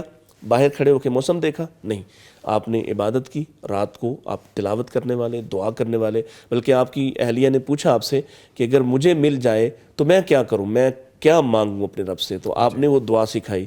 گویا آپ دعا پہ محنت لگائیں. آپ اس بات کو چھوڑ دیں کہ وہ موسم کے اعتبار سے وہ رات ہوئی یا نہیں ہوئی، یا وہ چاند تاروں کے اعتبار سے رات ہوئی یا نہیں ہوئی. اس کی نشانیاں کیا ہیں؟ ان نشانیوں کے پیچھے جانے کے بجائے آپ ان 5 راتوں میں وضاحت کے ساتھ آپ اس پر زور لگائیں، اس پر فوکس کریں کہ آپ کا دل مطمئن ہو جائے کہ ہاں میں نے اتنی محنت کر لی ہے کہ اللہ تعالیٰ مجھ سے ضرور راضی ہو گیا ہوگا اور میرے گناہ معاف ہو گئے ہوں گے، اور آئندہ کے لیے میں نے عزم کر لیا کہ میں نے اب پلٹ کے ان گناہوں کی طرف نہیں جانا. ٹھیک ہے. اچھا سر، میں آپ کی جانب آؤں گا. یہ فرمائیے گا کہ ایک شخص جس نے ساری رات عبادت کی اور اس نے لکیلی لیلۃ القدر کو پا لیا، اور ایک شخص ہو وہ لیلۃ القدر کی رات ہے لیکن تھوڑی دیر عبادت کی، تو کیا ان دونوں کا کیا کہیں گے کہ دونوں کو مل گئی رات؟ اور یقیناً عبادت کے حساب سے ڈفرنس تو ہوگا. اچھا، آپ کے اس سوال سے پہلے میں باجوہ صاحب کی بات کو آگے بڑھاتے ہوئے عرض کروں گا. دیکھیں، نشانیاں تو اگرچہ جب نبی پاک صلی اللہ علیہ وآلہ وسلم نے کسی رات کو فکس کیا ہی نہیں تو صحابہ کرام اپنی طرف سے اس کے اندازے کرتے تھے کہ یہ رات جو ہے یہ ہوگی لیلۃ القدر ہوگی اور یہ رات لیلۃ القدر ہوگی. لیکن ایک بات بہرحال اس میں مجھے لگتا ہے کہ یہ کامن ہونی چاہیے کہ جب اس رات میں قرآن نے کہہ دیا کہ فرشتے نازل ہوتے ہیں، تو جس رات میں فرشتے نازل ہوتے ہیں اس کی کیفیت، اس رات کی کیفیت عام راتوں جیسی نہیں ہوگی. اور جب وہ عام راتوں جیسی نہیں ہوگی تو اس کے اندر خنکی کے اعتبار سے، اس کی فضا کے اعتبار سے، اس کی کامنس کے اعتبار سے، خاموشی کے اعتبار سے، کسی بھی اعتبار سے بہرحال آپ کو ڈفرنس فیل ہوگا کہ جو عام راتوں سے وہ بالکل مختلف رات ہوگی. ٹھیک ہے. ایک بات. دوسری بات یہ کہ یہ جو درخت سجدہ کرتے ہیں یا مختلف کیفیات ہیں، یہ کیفیات جو ہیں یہ لوگوں نے اپنے اپنے تجربے کی بنیاد پر کہی ہیں. اپنا تجربہ یہ ہے کہ دیکھیں فرشتے اترتے ہیں، اور فرشتے اتر کے کیا کرتے ہیں، وہ ظاہر ہے ایک لوگوں کے لیے رحمت کا پیغام لاتے ہیں. تو اگر کوئی شخص عبادت میں مشغول ہے اور اس کو وہ کیفیت حاصل ہوئی ہے جس وقت فرشتے نازل ہوتے ہیں، اور فرشتوں کے نزول کا وہ جو جیسے صحابی نے دیکھا کہ اوپر جو ہے بدلی چھائی ہوئی ہے، تو وہ بدلی جو تھی نبی پاک صلی اللہ علیہ وسلم سے پوچھا، آپ نے فرمایا تھا وہ تو فرشتے تھے. تو اس کا مطلب یہ ہے کہ کسی بھی کیفیت میں کوئی ایسی کیفیت ہو سکتی ہے کہ جو آپ کو فرشتوں کے نزول کا پتہ دیتی ہو. تو کوئی چیز جس کو آپ انہونی کہتے ہیں، کوئی آپ کو محسوس ہو، مثلاً ایک ہمارے بزرگ تھے، انہوں نے بتایا کہ مجھے ایک دم ایسے لگا کہ جیسے بہت تیز لائٹ ہے، یوں جیسے گاڑی کی لائٹیں ہوں یا کوئی ایسی، لیکن بہت تیز 2 لائٹیں ہیں، اور وہ مجھے اس قدر انہوں نے محو کر دیا اپنے اندر کہ میں ان لائٹوں میں ہی محو ہو گیا. اب یہ ایک شخص کا تجربہ ہے. اب وہ یہ کہے کہ جو لیلۃ القدر ہے اس میں ہر معتکف کو 2 لائٹیں نظر آنی چاہیے، تو ایسا تو نہیں ہے. تو یہ لیکن مختلف کیفیتیں اور غیر معمولی ایکسٹراڈنری کوئی نہ کوئی کیفیت جو ہے کسی ہر شخص کے ساتھ ایکسپیرینس اس کا ہو جاتا ہے، لیکن وہ اس کو اس کی نشانی قرار نہیں دیا جاتا. مثلا نبی پاک صلی اللہ علیہ وسلم نے فرمایا کہ ہم نے صبح کی کیچڑ کے اندر یعنی ایک رات تھی تو آپ نے فرمایا کہ اس رات ہم مٹی میں سجدہ کریں گے، تو مٹی میں سجدہ کیا، اس رات بارش ہوئی تھی تو سجدہ کیا تو وہ کیچڑ کے اندر. اب اس کا مطلب یہ تو نہیں کہ ہر رات ہی بارش ہوگی، جس رات بارش ہوگی وہ لیلۃ القدر ہو سکتی ہے، جس رات بارش نہیں ہوگی وہ لیلۃ القدر نہیں ہو سکتی. لہٰذا یہ بات درست ہے کہ فوکس نشانیوں پر نہیں کرنا، فوکس عبادات پر کرنا. اور اس میں ڈاکٹر صاحب کو قطع کلامی معاف، ایک بات صرف میں اس کے بعد دوبارہ آپ واپس چلے جائیں.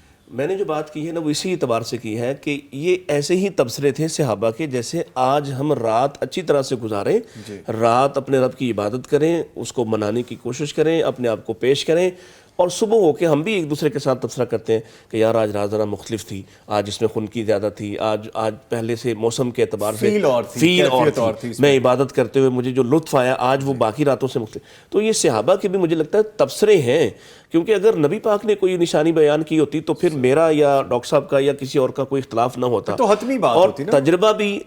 تجربہ ہی ہے، وہ دین نہیں ہو سکتا. وہ بھی صرف اسی بنیاد پہ ہے کہ ہر آدمی اپنی کیفیت بیان کرنے کا ہوتا ہے، مجاز کے وہ اپنی کیفیت بیان کرتا ہے. سو اس اعتبار سے میں نے کہا کہ آپ کو فوکس عبادت پہ کرنا چاہیے. اور پھر یہ جو کیفیتیں ہیں نا یہ بھی مختلف ہوتی ہیں. یعنی آپ مختلف راتوں، ایک بندہ آپ کہہ رہے ہوں گے کہ مجھے 21ویں رات لگتا ہے کہ وہ لیلۃ القدر، میں کہوں گا مجھے 23ویں لگ رہی تھی، اور واجب صاحب کہیں مجھے 27ویں لگ رہی تھی کوئی اور. تو یہ مختلف راتوں میں ہر شخص اپنی اپنی کیفیات بیان کر رہا ہوتا ہے. اس لیے کوئی ایسی نشانی جس کو ہم کہیں کہ یہ ہے فکس نشانی، جب نبی پاک صلی اللہ علیہ وسلم نے فرما دیا تلاش کرو تو اس کا مطلب ہے فکس نشانی کوئی نہیں ہے، پھر تلاش کرو، پھر اس کو تلاش کرو. فکس نشانی ہوتی تو پھر اس کو جو ہے نا بتا دیا جاتا یہ نشانی ہے، جس رات میں یہ نشانی آپ کو نظر آ جائے تو بس آپ اس رات کو عبادت کرو. بلکہ میں عرض کرنے لگا تھا کہ میرا ایم اے پارٹ 1 میں پہلا ہی سال تھا یونیورسٹی میں، تو ہمارے ایک استاد میں ابھی ان کا نام نہیں لیتا، احترام ہے ان کا، اللہ تعالیٰ ان پر ان کو سلامتی عطا کرے. تو باتوں باتوں میں مجھے یاد ہے کہ انہوں نے کہا کہ اس رات فرشتے ملاقات کرتے ہیں اور آپ کو جھرجھری آ جائے اگر تو آپ سمجھیں کہ آپ فرشتے آگے ہیں اور یہ فیلنگ کے بارے میں. اچھا وہ خیر میں نے تو ہمیں نہیں پتا تھا کہ اس طرح ان سے بات کریں. میں نے سوال کر دی، میں نے کہا کہ یہ جھرجھری جس کو نہ، اس کا مطلب ہے کہ اس کے لیے وہ لیلۃ القدر جو ہے وہ لیلۃ القدر نہیں ہے یا وہ مومن نہیں رہا. تو یہ اسی طرح کے تجربے ہیں، ہر آدمی کا مختلف ہو سکتا ہے کہ کسی کو یہ فیل ہو، اس کے اندر یہ خوف اور خشیت کی کیفیت پیدا ہو جائے اس وقت کہ وہ واقعی اس کا جسم اور بدن کانپنا شروع ہو جائے. لیکن یہ اسٹینڈرڈ نہیں ہو سکتا، یہ اسٹینڈرڈ نہیں ہو سکتا. جی جہاں تک آپ کا یہ سوال ہے کہ ایک شخص نے ساری رات عبادت کی اور ایک نے کچھ ٹائم عبادت کی، تو مسئلہ یہ ہے کہ وہ ساری رات حتیٰ مطلع الفجر جو ہے کہ فجر طلوع ہونے تک وہ اللہ کریم نے فرمایا کہ وہ رحمتوں بھری رات ہے، سلام سلامتی ہے. اب اس کا مطلب یہ ہوا کہ رات شروع ہونے سے لے کر فجر طلوع ہونے تک کسی شخص نے جتنی بھی عبادت کی ہے، چاہے تھوڑی کی ہے چاہے تھوڑی کی ہے، اس نے تو پا لی ہے، اس نے وہ رات پا لی ہے. اور اس کے لیے جو سب سے بہترین نسخہ ہے نا اس رات کو پا لینے کا، وہ نسخہ یہ ہے کہ ٹھیک ہے آپ 2 رکعت بھی پڑھ لیں، ہر رات میں ایکسٹرا 2 رکعت پڑھ لیں تو یہ قیام ہو جائے گا آپ کا لیلۃ القدر میں. جب آپ نے ہر رات میں پڑھ لیا تو اس کا مطلب ہے کنفرم ہو گیا کہ آپ نے لیلۃ القدر میں قیام کر لیا. اور نبی کریم صلی اللہ علیہ وسلم کا فرمان ہے من قام لیلۃ القدر، جس نے بھی لیلۃ القدر کو قیام کر لیا بس آپ اس میں شامل ہو جائیں. کسی بھی طرح قیام کرنے والوں میں وہ ضروری نہیں ہے کہ ساری رات آپ قیام کریں، تو اس میں شامل ہو جائیں، 2 رکعت پڑھ کے شامل ہو جائیں. من قام لیلۃ القدر، جو لیلۃ القدر کو قیام کرتا ہے ایمان و احتساباً، ایمان و احتساب کے ساتھ اس کی تفصیلات ہیں، تو فرمایا کہ غفر لہ ما تقدم من ذنبہ، اس کے گزشتہ ساری زندگی گناہ معاف ہو گئے. اب اس کا مطلب یہ ہے کہ جو شخص اس رات کو 2 رکعت بھی پڑھ لے وہ شامل ہو سکتا ہے. اور بہترین نسخہ اس کا یہ ہے کہ آپ امام کے پیچھے نماز پڑھیں. وہ جو نبی پاک صلی اللہ علیہ وسلم نے فرمایا من قام مع الامام حتی ینصرف، جو شخص امام کے پیچھے پڑھتا ہے اس وقت تک امام کے پیچھے پڑھتا رہتا ہے جب تک امام جو ہے مصلی سے ہٹ نہیں جاتا، تو کتب لہ قیام لیلۃ، اس کے لیے پوری رات کے قیام کا ثواب لکھ دیا جاتا ہے. تو بہترین نسخہ ہے، آپ جو قیام کرتے ہیں کسی امام کے پیچھے تو اس کے مکمل کرنے تک اس کے پیچھے لگے رہیں، اور جب وہ مکمل کر دیتا ہے تو آپ اس وقت مصلی سے ہٹیں اور اس وقت آپ جائیں. تو یعنی آپ مکمل، جس کو ہم تراویح کہتے ہیں، تراویح پڑھ کے وطر پڑھ کے مکمل فارغ ہوں تو اس کا مطلب ہے باقی رات آپ قیام نہ بھی کریں تو پوری رات کا قیام جو ہے آپ کے لیے لکھ دیا جاتا ہے. اللہ اکبر. اچھا سر سوری میں آپ کی بات یہاں پہ تھوڑی نہیں میری بات رہ جائے گی. ایک جملہ آیا ہوا ہے اچھا بڑا اسی سے حوالے سے اچھا کہ دیکھیں اللہ تعالیٰ بہت رحیم و کریم مالک ہے ہمارا, وہ غفور الرحیم ہے. ایک حدیث سے میں اس کو جوڑنا چاہ رہا ہوں کہ حدیث میں آتا ہے کہ فرشتے ذکر کی مجالس ڈھونڈتے ہیں اور جب انہیں مل جاتی ہے, اس کا مفہوم میں مختصر کرتا ہوں کہ وہ پھر اس میں جمع ہونا شروع ہوتے ہیں اور پھر ان کی جو تعداد ہے پورے آسمان تک چلی جاتی ہے. اور پھر جب واپسی اللہ ان سے پوچھتا ہے, ڈائری لیتا ہے بھی کیا کرنے گئے تھے, کیا ہوا, کیا مانگ رہے تھے, جنت مانگ رہے تھے, جہنم سے بچنے کی پناہ چاہتے تھے, دیکھا نہیں دیکھا, دے دی. تو جب فیصلہ ہوتا ہے کہ ان کے لیے جنت لکھ دی, جہنم سے آزاد کر دیا, تو فرشتے کہتے ہیں کہ اللہ وہاں ایک آدمی ایسا بھی تھا جو راہ گزرتے ہوئے ادھر رکا ٹھٹکا, وہ تو شامل نہیں تھا, وہ تو ایسی بس گزر رہا تھا تو تھوڑی دیر میں آیا. تو اللہ اگر اس کو اجر دے دیتا ہے نا, اس ٹھٹکنے رکنے والے کو, تھوڑی دیر قیام کرنے والے کو, تو اللہ تعالیٰ کے بارے میں حسن ظن رکھیں اس رات میں جس نے جتنی بھی تھوڑی بہت محنت کر لی انشاءاللہ اس کو پوری رات کا اجر مل جائے گا ماشاءاللہ ماشاءاللہ. اچھا مجھے اب یہاں پہ نا ایک تجسس سوال ہو رہا ہے, میں یہ کہنے لگا تھا کہ ہم جیسے لوگ جیسے ہم ٹرانسمیشن کر رہے ہیں, بہت زیادہ دیر ہم اس طرح ٹیلی ویژن اسکرین پہ بیٹھے ہیں, لائیو اپنی آڈینس کے ساتھ ہم انٹریکٹ کریں اور دین کے حوالے سے بات کریں, کوسچن کی کوئریز ہیں. اب جس طرح ابھی ہم اس ٹاپک کو ڈسکس کر رہے ہیں, ہمارا رات کا ایک بڑا حصہ گزر جاتا ہے اور ہمیں تاک رات کی وہ افادیت حاصل کرنی ہے. ہم بھی چاہتے ہیں کہ ہمیں 27 رمضان مبارک مل جائے. ہم اٹھتے ہیں, جیسا عشاء کی نماز کے حوالے سے ہم بریک لیتے ہیں, نماز پڑھ کے آ جاتے ہیں. ہمارے لیے کیا ہو سکتا ہے کہ ہم تھوڑی دیر میں وہ حاصل بھی کر لیں, یا جب رات کو 1-1:30 بجے ہم گھر واپس جا رہے ہوتے ہیں تب عبادت کر لیں؟ کیا ہونا کیا چاہیے ہمارے لیے؟ ایک بات تو ڈاکٹر صاحب نے وہ جو حدیث سنائی بڑی شاندار ہے کہ اگر آپ فرض نماز پڑھ لیتے ہیں امام کے ساتھ اور اس میں شامل ہو جاتے عشاء ہیں کی نماز, تو پھر گویا آپ شامل تو ہو گئے اس رات میں, اس میں بھی انشاءاللہ آپ شامل ہو, کیونکہ رات شروع ہو گئی اور مغرب سے, اور عشاء سے جب آپ نے عشاء کی نماز پڑھی وہ رات والا سلسلہ شروع ہو گیا. جماعت کے ساتھ فجر تک آپ کے پاس موقع ہے. اگر آپ نے جماعت کے ساتھ نماز پڑھ لی اور آپ لیٹ نائٹ بھی فارغ ہوئے ہیں, اور جو میں نے آپ کو ایک بشارت ادھر سے سنائی حدیث سے کہ آپ 2 رکعت بھی پڑھ لیں جا کے تنہائی میں, 2-4 منٹ دعا کر لیں. اور ایون میں سمجھتا ہوں کہ کسی شخص کے پاس وقت نہیں ملا, وہ سفر میں ہے, اس نے فرض نماز پڑھی اور وہ اپنے سفر کے دوران اپنے رب سے گاڑی ڈرائیو کرتے ہوئے بالکل تلاوت کرتے جائیں, اجیب دعوت الداعی اذا دعان, اور نبی پاک نے الدعاء هو العبادہ کہا ہے, دعا عبادت ہے. گویا وہ اگر دعا والی عبادت کر, میں جب شیخ صاحب سنا رہے تھے من قام لیلۃ القدر, تو میرے ذہن میں آ رہا تھا کہ مجھے محسوس ہوتا ہے, میں کہیں کوئی گستاخی نہ کر دوں, کہ قیام سے مراد, قام سے مراد صرف قیام نہیں ہے, اس رات جاگنا, کیونکہ وہ حدیث کہہ رہی ہے احیا لیلہ وایقظ اہلہ, آپ جاگے, آپ نے جگایا, آپ کھڑے ہوئے, آپ نے قیام بھی کیا, دعا بھی کی اور دیگر مراحل سے بھی گزرے. گویا اس رات میں جو اس رات کو قائم کرتا ہے مختلف کیفیتوں کے ساتھ, وہ قائم کرنا فرض نماز سے ہو, وہ قائم کرنا آپ کی دعا سے ہو, وہ قائم کرنا فکر سے ہو, ایمان و احتساب سے ہو. اپنا بندہ احتساب ہی کرتا جائے کہ میں تو کسی لائق نہیں رہا, میں نے تو آج تک کوئی بات صحیح نہیں کی, تو گویا اس نے وہ حصہ ڈالا ہے اپنا آپ شامل کیا اس نے. اور اگر وہ کوئی ان پٹ بھی دیتا ہے نا, تو میں اپنے مالک سے یہ یقین رکھتا ہوں کہ وہ انشاءاللہ وہ فرض نماز پڑھنے کے بعد میں کوئی اور عبادت نہیں بھی کر سکا تو انشاءاللہ مجھے وہ اس رات کا اجر ضرور عطا کرے گا. اس کا جواب میں نے بھی دینا ہے سر. پلیز یہ بات اب اس طرف آ گئی ہے تو پھر یہ تو اللہ کے اور بندے کے کلام کی بات ہے کہ جو کچھ آپ کر رہے ہیں نا, جی اگر تو وہ دین کا کام ہے, جی ہاں, تو پھر آپ اپنی نیت ٹھیک کریں, آپ اللہ سے اجر کی توقع رکھیں انشاءاللہ. اگر وہ دین کا کام کر رہے ہیں, تو اگر وہ دین کا کام نہیں ہے تو ویسے ہی چھوڑ دیں, اس کو کرنے کی ضرورت نہیں ہے. یقیناً کرنے کا کام تو یہی ہے. کرنے کا تو اگر وہ دین کا کام ہے تو اس کے اوپر اپنی نیت ٹھیک کریں, نیت خالص کریں اور اللہ سے اجر کی توقع رکھیں اس کام کے اوپر.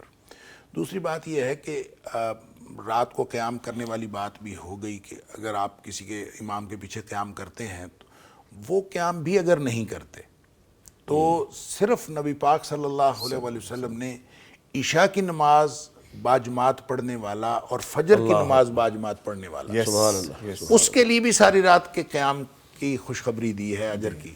تو پھر یہ کم از کم یہ تو ہو سکتا ہے, یہ تو ہو ہی سکتا ہے کہ آپ عشاء کی نماز بھی باجماعت ادا کریں اور فجر کی نماز بھی باجماعت ادا کریں, تو انشاءاللہ آپ کو پوری رات کے قیام کا ثواب اس طرح بھی مل جاتا ہے. مطلب یہ ایک تو اندر جو ہے نا تڑپ ہونی چاہیے کہ میں نے لیلۃ القدر کو حاصل کرنا ہے, اور وہ تڑپ ہونی چاہیے، اور جتنا وقت میسر ہو وہ لگا دینا چاہیے. اگر یہ کر لیا ہے تو وہ تھوڑا وقت بھی لگے گا تو انشاءاللہ اللہ کے ہاں قبول ہوگا. انشاءاللہ. ٹھیک ہے. اچھا سر فرمائے گا آخری عشرے کی طاق راتوں میں رات بھر قیام اللیل اور درس وغیرہ کا سلسلہ بھی جاری رہتا ہے، اس طرز عمل سے متعلق آپ کیا کہیں گے؟ دیکھیں اس میں مختلف مساجد کے پروگرام جو ہے نا وہ مختلف ہوتے ہیں. جی. ایک تو یہ ہے کہ پہلی بات تو ذہن میں یہ رکھنی چاہیے کہ اعتکاف بنیادی طور پہ جو انفرادی عبادت ہے. جی. اعتکاف انفرادی عبادت ہے، اور اعتکاف والے کو انفرادی عبادت ہی کرنی چاہیے، وہی زیادہ افضل ہے. جی. اب جو ظاہر ہے کہ جب آخری عشرہ آتا ہے تو مساجد کے اندر معتکفین بیٹھے ہوتے ہیں، لیکن جب آپ ساری رات جو ہے وہ عشاء کے بعد تقریروں کا سلسلہ شروع ہوتا ہے اور فجر تک تقریروں کا سلسلہ جاری رہتا ہے تو وہ انفرادی عبادت تو نہیں کر سکتے. لہٰذا وہ ان کا وہ وقت سارا کا سارا تقریریں سننے میں، ٹھیک ہے تقریر جو ہو رہی ہے، جو سنایا جا رہا ہے، وہ اللہ کے دین کی باتیں سنائی جا رہی ہیں، لیکن ان کا سارا وقت جو ہے وہ اس طرف لگ جائے گا اور ان کو انفرادی عبادت کرنے کا کوئی موقع میسر نہیں آئے گا.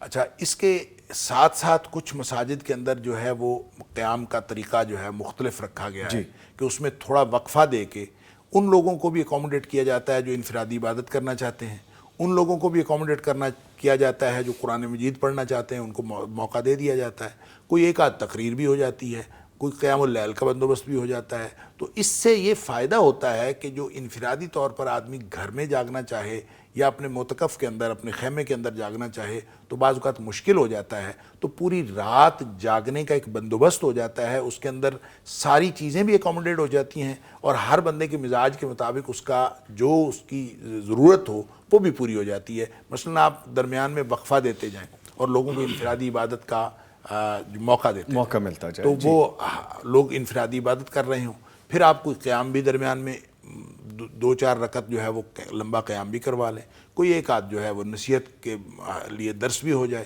اور اسی طرح کوئی دعا وغیرہ کا سلسلہ ہو جائے. یہ اگر ہو جائے تو میرا خیال ہے اس میں سارے لوگ اکوموڈیٹ ہو جاتے ہیں. لیکن اگر آپ ایک ہی سلسلہ تقریروں والا رکھتے ہیں تو وہ تو کسی صورت بھی درست محسوس نہیں ہوتا کہ عشاء سے لے کر فجر تک اگر تقریریں ہی ہوتی رہیں تو پھر اس میں تو جو تقریروں کے مزاج والا ہے وہ بھی اکتا جاتا ہے. تو اس طرح کی بات نہیں ہونی چاہیے کہ عبادت کا، انفرادی عبادت کا بالکل ہی موقع نہ ملے. اسپیس دینی چاہیے. جی. ایک تو بڑی خوبصورت وضاحت فرما دی استاد محترم نے، اور ہم ابھی آف کیمرہ بھی ایک بات کر رہے تھے کہ محترم شیخ یونس بٹ صاحب رحمہ اللہ تعالی رحمۃ واسعہ، انہوں نے بھی بڑی معتدل رائے پیش کی جب ان سے اس طرح کا کوئی سوال کیا گیا کہ مختلف مزاج کے لوگ ہوتے ہیں اور ان سب لوگوں کو ساتھ لے کے چلنا یا ان سب کو اکوموڈیٹ کرنا، جیسے استاد محترم نے کہا، تو یہ اچھا ہے.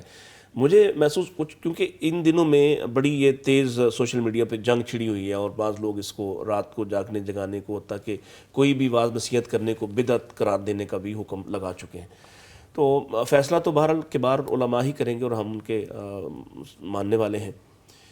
نبی پاک پوری رات جاگے، تیسری رات خاص طور پہ کہا صحابہ نے کہ ساری رات ہی آپ کھڑے رہے. اگر تو سنانے والا اس قدر سنا جائے جیسے رسول اللہ کو سنا گیا، اور وہ سمجھنے والے اس طرح قرآن کو سمجھنے والے ہوں کہ قرآن کی ایک ایک آیت ان کے لیے عبرت اور نصیحت ہو، اور وہ جانتے ہیں کہ قرآن ان سے کیا کہہ رہا ہے، تو پھر تو کافی ہے کہ قیام ہی کیا جائے.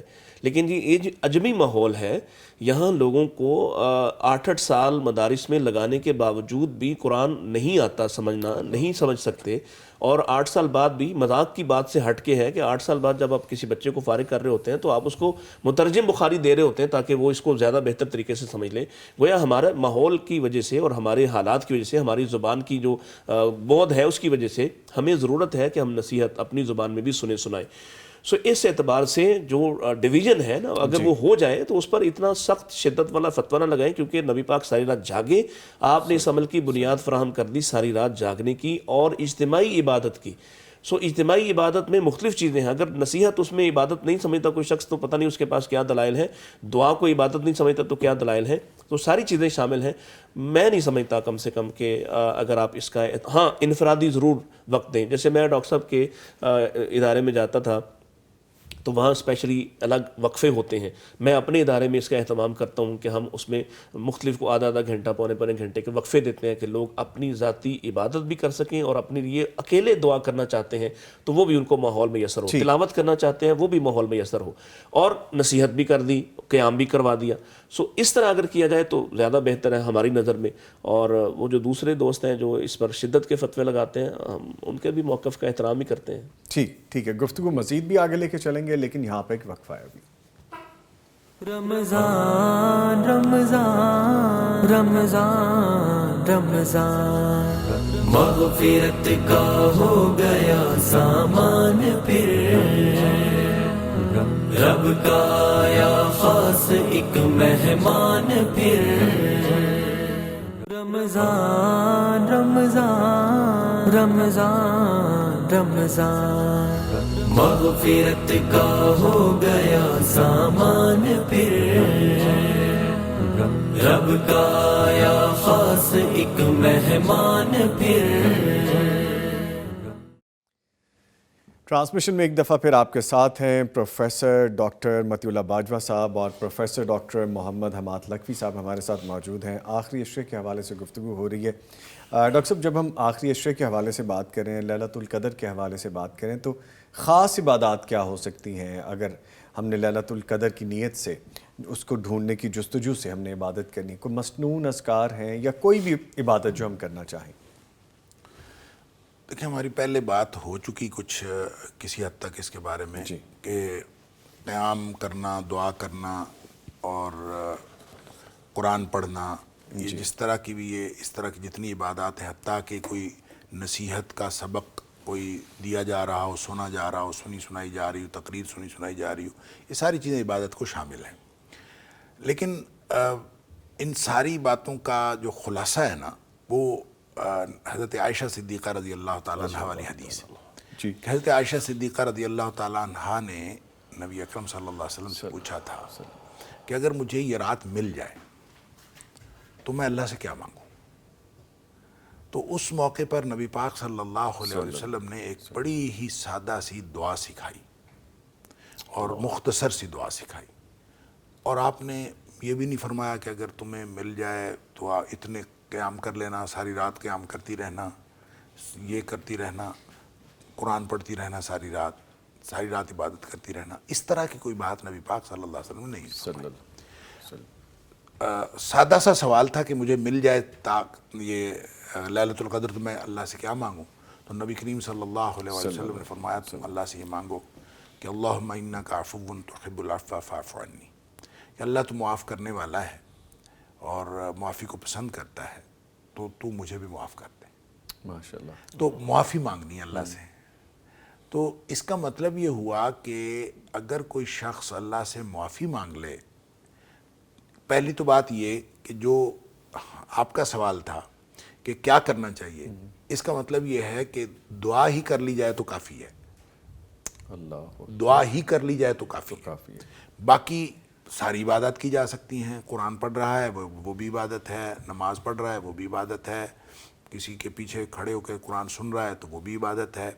تو اس طرح کی جتنی عبادات ہیں وہ ساری, اور اس میں اگر دعا کر رہا ہے تو دعا بھی عبادت ہے.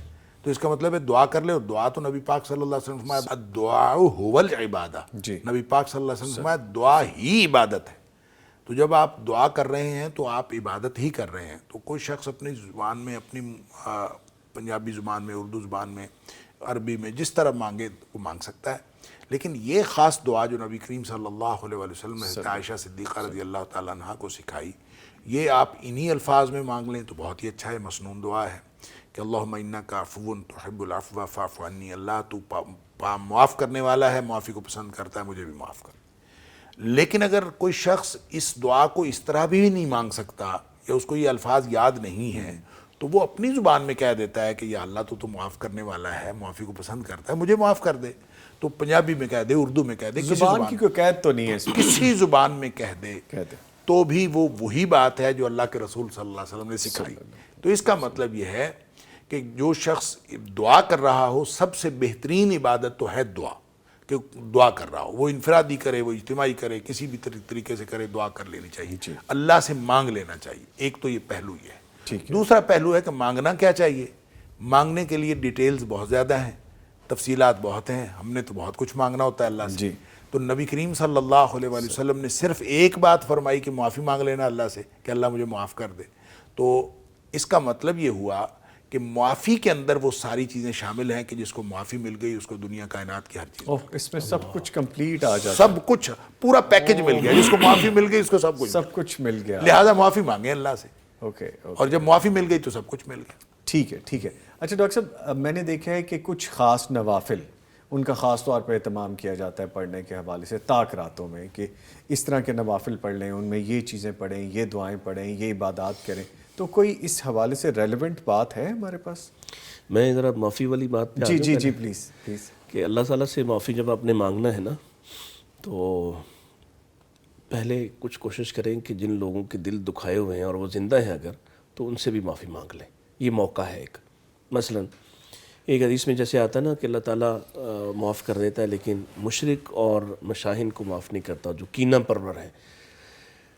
تو یہ جو ہم رشتہ داروں کے ساتھ ہمارے معاملات ہوتے ہیں بعض وقت خراب, جیسے ہی ہم خاص طور پہ جس عمر میں ہوں یا میرے جیسے لوگ ہیں 40+ جب آدمی ہوتا ہے تو کئی ایک معاملات ہوتے ہیں آپ کے الجھے ہوئے لوگوں کے ساتھ. تو اللہ تعالیٰ کے پاس جانے سے پہلے اور اس سے معافی مانگنے سے پہلے میرا خیال ہے یہ نصیحت بھی شاید کام کر جائے کہ وہ فیس بک والی پوسٹ نہیں کہ جی میں نے جس کو کیا ہے وہ آپ کو پتہ ہے آپ نے جس کے ساتھ کیا ہے, حقیقت کی بات, آپ کو پتہ ہے آپ کا بھائی ناراض ہے, آپ کو پتہ ہے آپ کا چچا ناراض ہے, خالہ ناراض ہے, پھوپھی ناراض ہے, تو ایک فون کریں اور ذرا ان سے بھی معافی مانگ لیں, ہمت کریں. اور پھر انشاءاللہ جب آپ اللہ تعالیٰ سے جا کے وہ رسول اللہ صلی اللہ علیہ وسلم کے سکھائے ہوئے کلمات کے ساتھ معافی مانگ رہے ہوں گے نا, تو وہ پھر صحیح والا واسطہ ہے کہ تو معافی کو پسند کرنے والا ہے تو مجھے بھی معاف کر دے. ایک بات تو میں یہ کہنا چاہتا تھا. دوسرا یہ ہے کہ نوافل تو اس بار بار ہم ذکر کر رہے ہیں کہ نبی کریم علیہ الصلوۃ والسلام نے جو حضرت عائشہ رضی اللہ عنہ نے فرمایا نا کہ وہ سب سے ڈیسائسو قسم کی حدیث وہی ہے اس معاملے میں کہ آپ نے رمضان غیر رمضان میں اس میں ظاہر طاق راتیں بھی آئیں, اس میں آخری عشرہ بھی آیا, تو آپ نے 11 رکعتیں ہی پڑھی ہیں. تو میرا خیال ہے 11 رکعتوں کو ہی فوکس رکھنا چاہیے.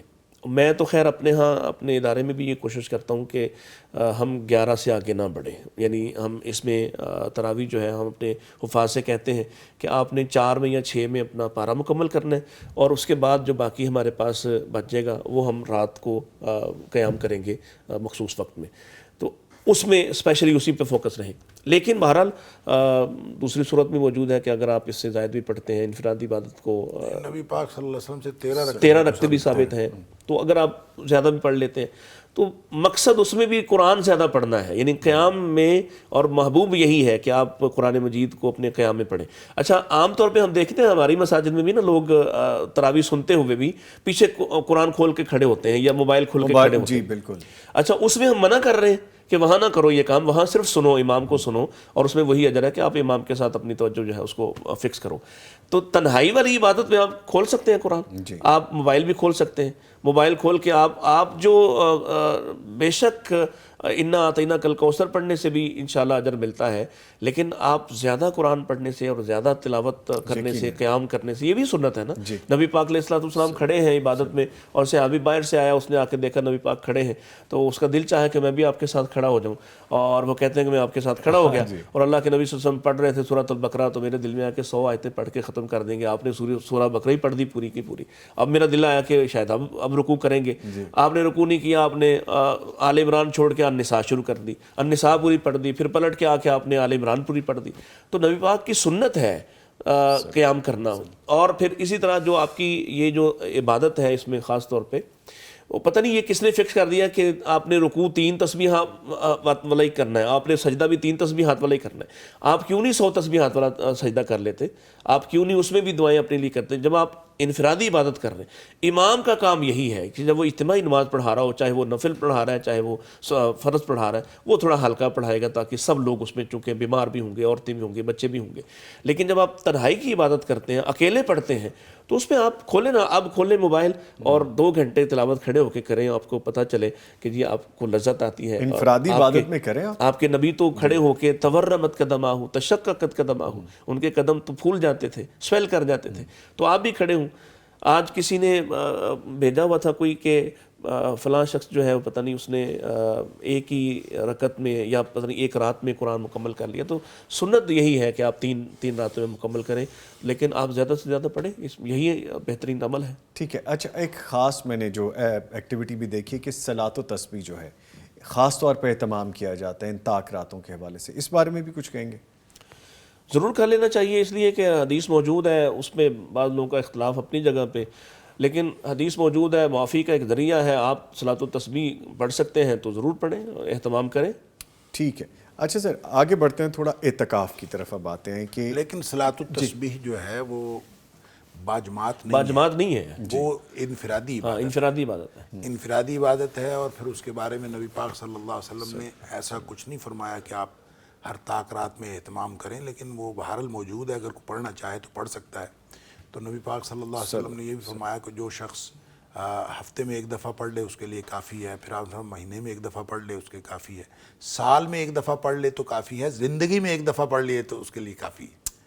تو جو اس طرح سے نبی پاک صلی اللہ علیہ وسلم نے چیزوں کا بالکل ریلیکسیشن دی ہے, تو اس کے بارے میں اپنے آپ کو پابند کرنا ضروری نہیں ہوتا. ہاں اگر موقع ہے تو پڑھ لیے جانے میں کوئی حرج نہیں ہے. ٹھیک ہے. اچھا سر, میں آپ سے گزارش کروں گا کہ جو ریکمینڈڈ مستند طریقہ ہے وہ بھی بیان ایک دفعہ ہو جائے کہ پلیٹ فارم سے چلی جائے یہ بات بھی, کہ اکثر اس میں ابہام پایا جاتا ہے, کوئی کسی طریقے سے پڑھتا ہے, کوئی کچھ. تو میں چاہتا ہوں ایک میسیج صلاۃ و تسبیح پڑھنے. میرا تو نہیں خیال کہ اس کے اندر کوئی ابہام ہے. اس میں تسبیحات پڑھنی ہوتی ہیں, لا الہ الا اللہ, سبحان اللہ والحمد للہ, لا الہ الا اللہ واللہ اکبر, یہ پڑھنا ہوتا ہے. اور اس کو ہر جو آپ کے ارکان ہیں نماز کے, ان ارکان کے اندر اس کو 10 دفعہ پڑھنا ہوتا ہے. یعنی آپ قیام میں کھڑے ہیں تو جو کچھ آپ نے پڑھنا ہے, پڑھنے کے بعد پھر آپ تسبیحات پڑھیں گے, پھر اس کے بعد رکوع چلے جائیں گے, رکوع میں بھی جو آپ رکوع کی تسبیحات پڑھتے ہیں ان کے بعد پھر وہ آپ پڑھیں گے, پھر اسی طرح اٹھ کے 10 دفعہ پڑھیں گے, پھر آپ جب رکوع سے سجدے جاتے ہیں پھر آپ 10 دفعہ پڑھیں گے. تو اس طرح سے, اور پھر یہ ٹوٹل 75 دفعہ شاید بنتا ہے, 75 دفعہ ایک رکعت میں بنتا ہے. تو یہ آپ کو اس طرح سے آپ 4 رکعتیں پڑھیں گے تو یہ صلاۃ التسبیح ہو جائے گی. ٹھیک ہے, 300 ٹائمز وہ آپ کے سارا. ٹھیک ہے, ٹھیک ہے. اچھا سر, اعتکاف آخری عشرے میں خاص طور پہ اہتمام کیا جاتا ہے, اس کو ریلیٹ کیا جا سکتا ہے طاق راتوں کے حوالے سے, یا اہتمام ہے یہ اسی لیے کہ آپ سب سے الگ تھلگ ہو گئے, صرف اپنے اللہ تعالیٰ سے ہم کلام ہو؟ میں نہیں, اس کا جواب ڈاکٹر صاحب. جی آپ دے دیں سر, پہلے آپ دے دیں. جی پلیز. نہیں, آپ ارشاد فرمائیں. مجھے تو وہ, میں جب آپ کی طرف آ رہا تھا تو کوئی وقت نہیں ملا تیاری کرنے کا, نہ پڑھنے کا, تو بس ایک حدیث پڑھ رہا تھا رسول اللہ صلی اللہ علیہ وسلم, حضرت عائشہ کا ہی ایک قول پڑھ رہا تھا کہ وہ فرماتی ہیں کہ اللہ کے نبی صلی اللہ علیہ وسلم نے لیلۃ القدر کو پہلے عشرے میں بھی تلاش کیا اعتکاف کر کے, دوسرے میں بھی تلاش کیا اعتکاف کر کے, اور تیسرے میں بھی تلاش کیا اعتکاف کر کے. بلکہ وہ فرماتی ہیں کہ جو آخری سال تھا آپ کا, آپ نے وہ 20 روز قیام کیا, اور اپنی زندگی میں آپ اعتکاف کرتے رہے, اور آپ کے بعد پھر آپ کی ازواج مطہرات نے بھی کیا, آپ کی زندگی میں بھی کیا ہے. سو میرا خیال ہے کہ جو لیلۃ القدر کے ساتھ اس کا خاص کنیکشن ہے, تاکہ آپ کو تنہائی ملے, تاکہ آپ الگ تھلگ ہوں. اور جب آپ الگ تھلگ ہوتے ہیں نا, تو میں بعض کا پھر ہمیں سوال ہوتا ہے, ابھی میں کل خلاصہ بیان کر رہا تھا تو اس میں ایک سوال آیا کہ جی رابطہ بھی تو رکھنا ہوتا ہے, صرف یہاں پابندی لگائی کہ فون نہیں لے کے آنا, لیکن پھر اس میں مسائل کیا ہوتے ہیں کہ جب آپ ایک آدمی کو اجازت دیتے ہیں فون لانے کی, تو پھر باقی سارے بھی فون لے کے آتے ہیں, اور پھر وہاں بیٹھ کے اگر آپ نے مسجد میں بیٹھ کے رابطے ہی کرنے ہیں تو بہتر ہے پھر آپ گھر رہیں اور وہاں بیٹھ کے رابطے کیا کریں. آپ یہاں مسجد میں آئے ہیں بالکل الگ تھلگ ہونے کے لیے, سارے رابطے منقطع کر کے اللہ سے اپنا رابطہ بحال کرنے کے لیے. سو یہاں اس پابندی کو بھی قبول کرنا چاہیے, اور پھر اس میں کم سے کم سونا زیادہ بہتر یہی ہے کہ آپ کم سے کم وقت سوئیں اور زیادہ وقت جاگیں, تسبیحات, درود. بلکہ وہ جو ابھی جو پہلے بات چل رہی تھی نا کہ کوئی ایک ایسا عمل ہو جائے, تو اس میں مجھے وہ حضرت ابی بن کعب والی بات یاد آ گئی کہ وہ آئے تھے رسول اللہ صلی اللہ علیہ وسلم کے پاس کہ یا رسول اللہ, میں اپنی جو مناجات ہے اس میں ایک حصہ میں آپ پر درود پڑھتا ہوں اور باقی میں جو ہے وہ اپنے لیے اللہ سے کچھ طلب کرتا ہوں. تو آپ نے فرمایا کہ اگر تو کچھ زیادہ کر لے تو تیرے لیے بہتر ہے, میں 2 حصے کر لیتا ہوں, آپ زیادہ کر لے تو بہتر ہے. اور پھر انہوں نے کہا کہ ٹھیک ہے, میں پھر اپنا وہ وقت جو میں نے متعین کیا ہے وہ سارے کا سارا وقت میں آپ پر درود ہی بھیجتا رہوں گا. تو اس پر آپ نے جو بشارت ارشاد فرمائی وہ کیا ہے کہ اگر ایسے کر لو تو پھر اللہ تعالیٰ تیرے غموں کے لیے کافی ہو جائے گا، پھر تیری ضرورتیں جو ہے نا وہ کہنا نہیں پڑیں گی. سو اگر آپ یہاں بیٹھے ہیں، ڈاکٹر صاحب استاد محترم، جب میں پہلی دفعہ عمرے کے لیے جا رہا تھا تو میں نصیحت کے لیے حاضر ہوا، تو 2 نصیحتیں مجھے یاد تھیں کہ ایک دعا، میں نے پوچھا جی یہ لکھا ہوا ہے کہ لا الہ الا اللہ وحدہ لا شریک لہ، یہ جو دعا ہے یہ بڑی، تو اس میں دعا کیا ہے؟ تو ایک تو مجھے انہوں نے وہ سکھائی کہ اس میں دعا کیا ہے، وہ پھر کبھی میں بھی عرض کروں گا یا ڈاکٹر صاحب سے ہی پوچھ لیں تو بہتر ہے.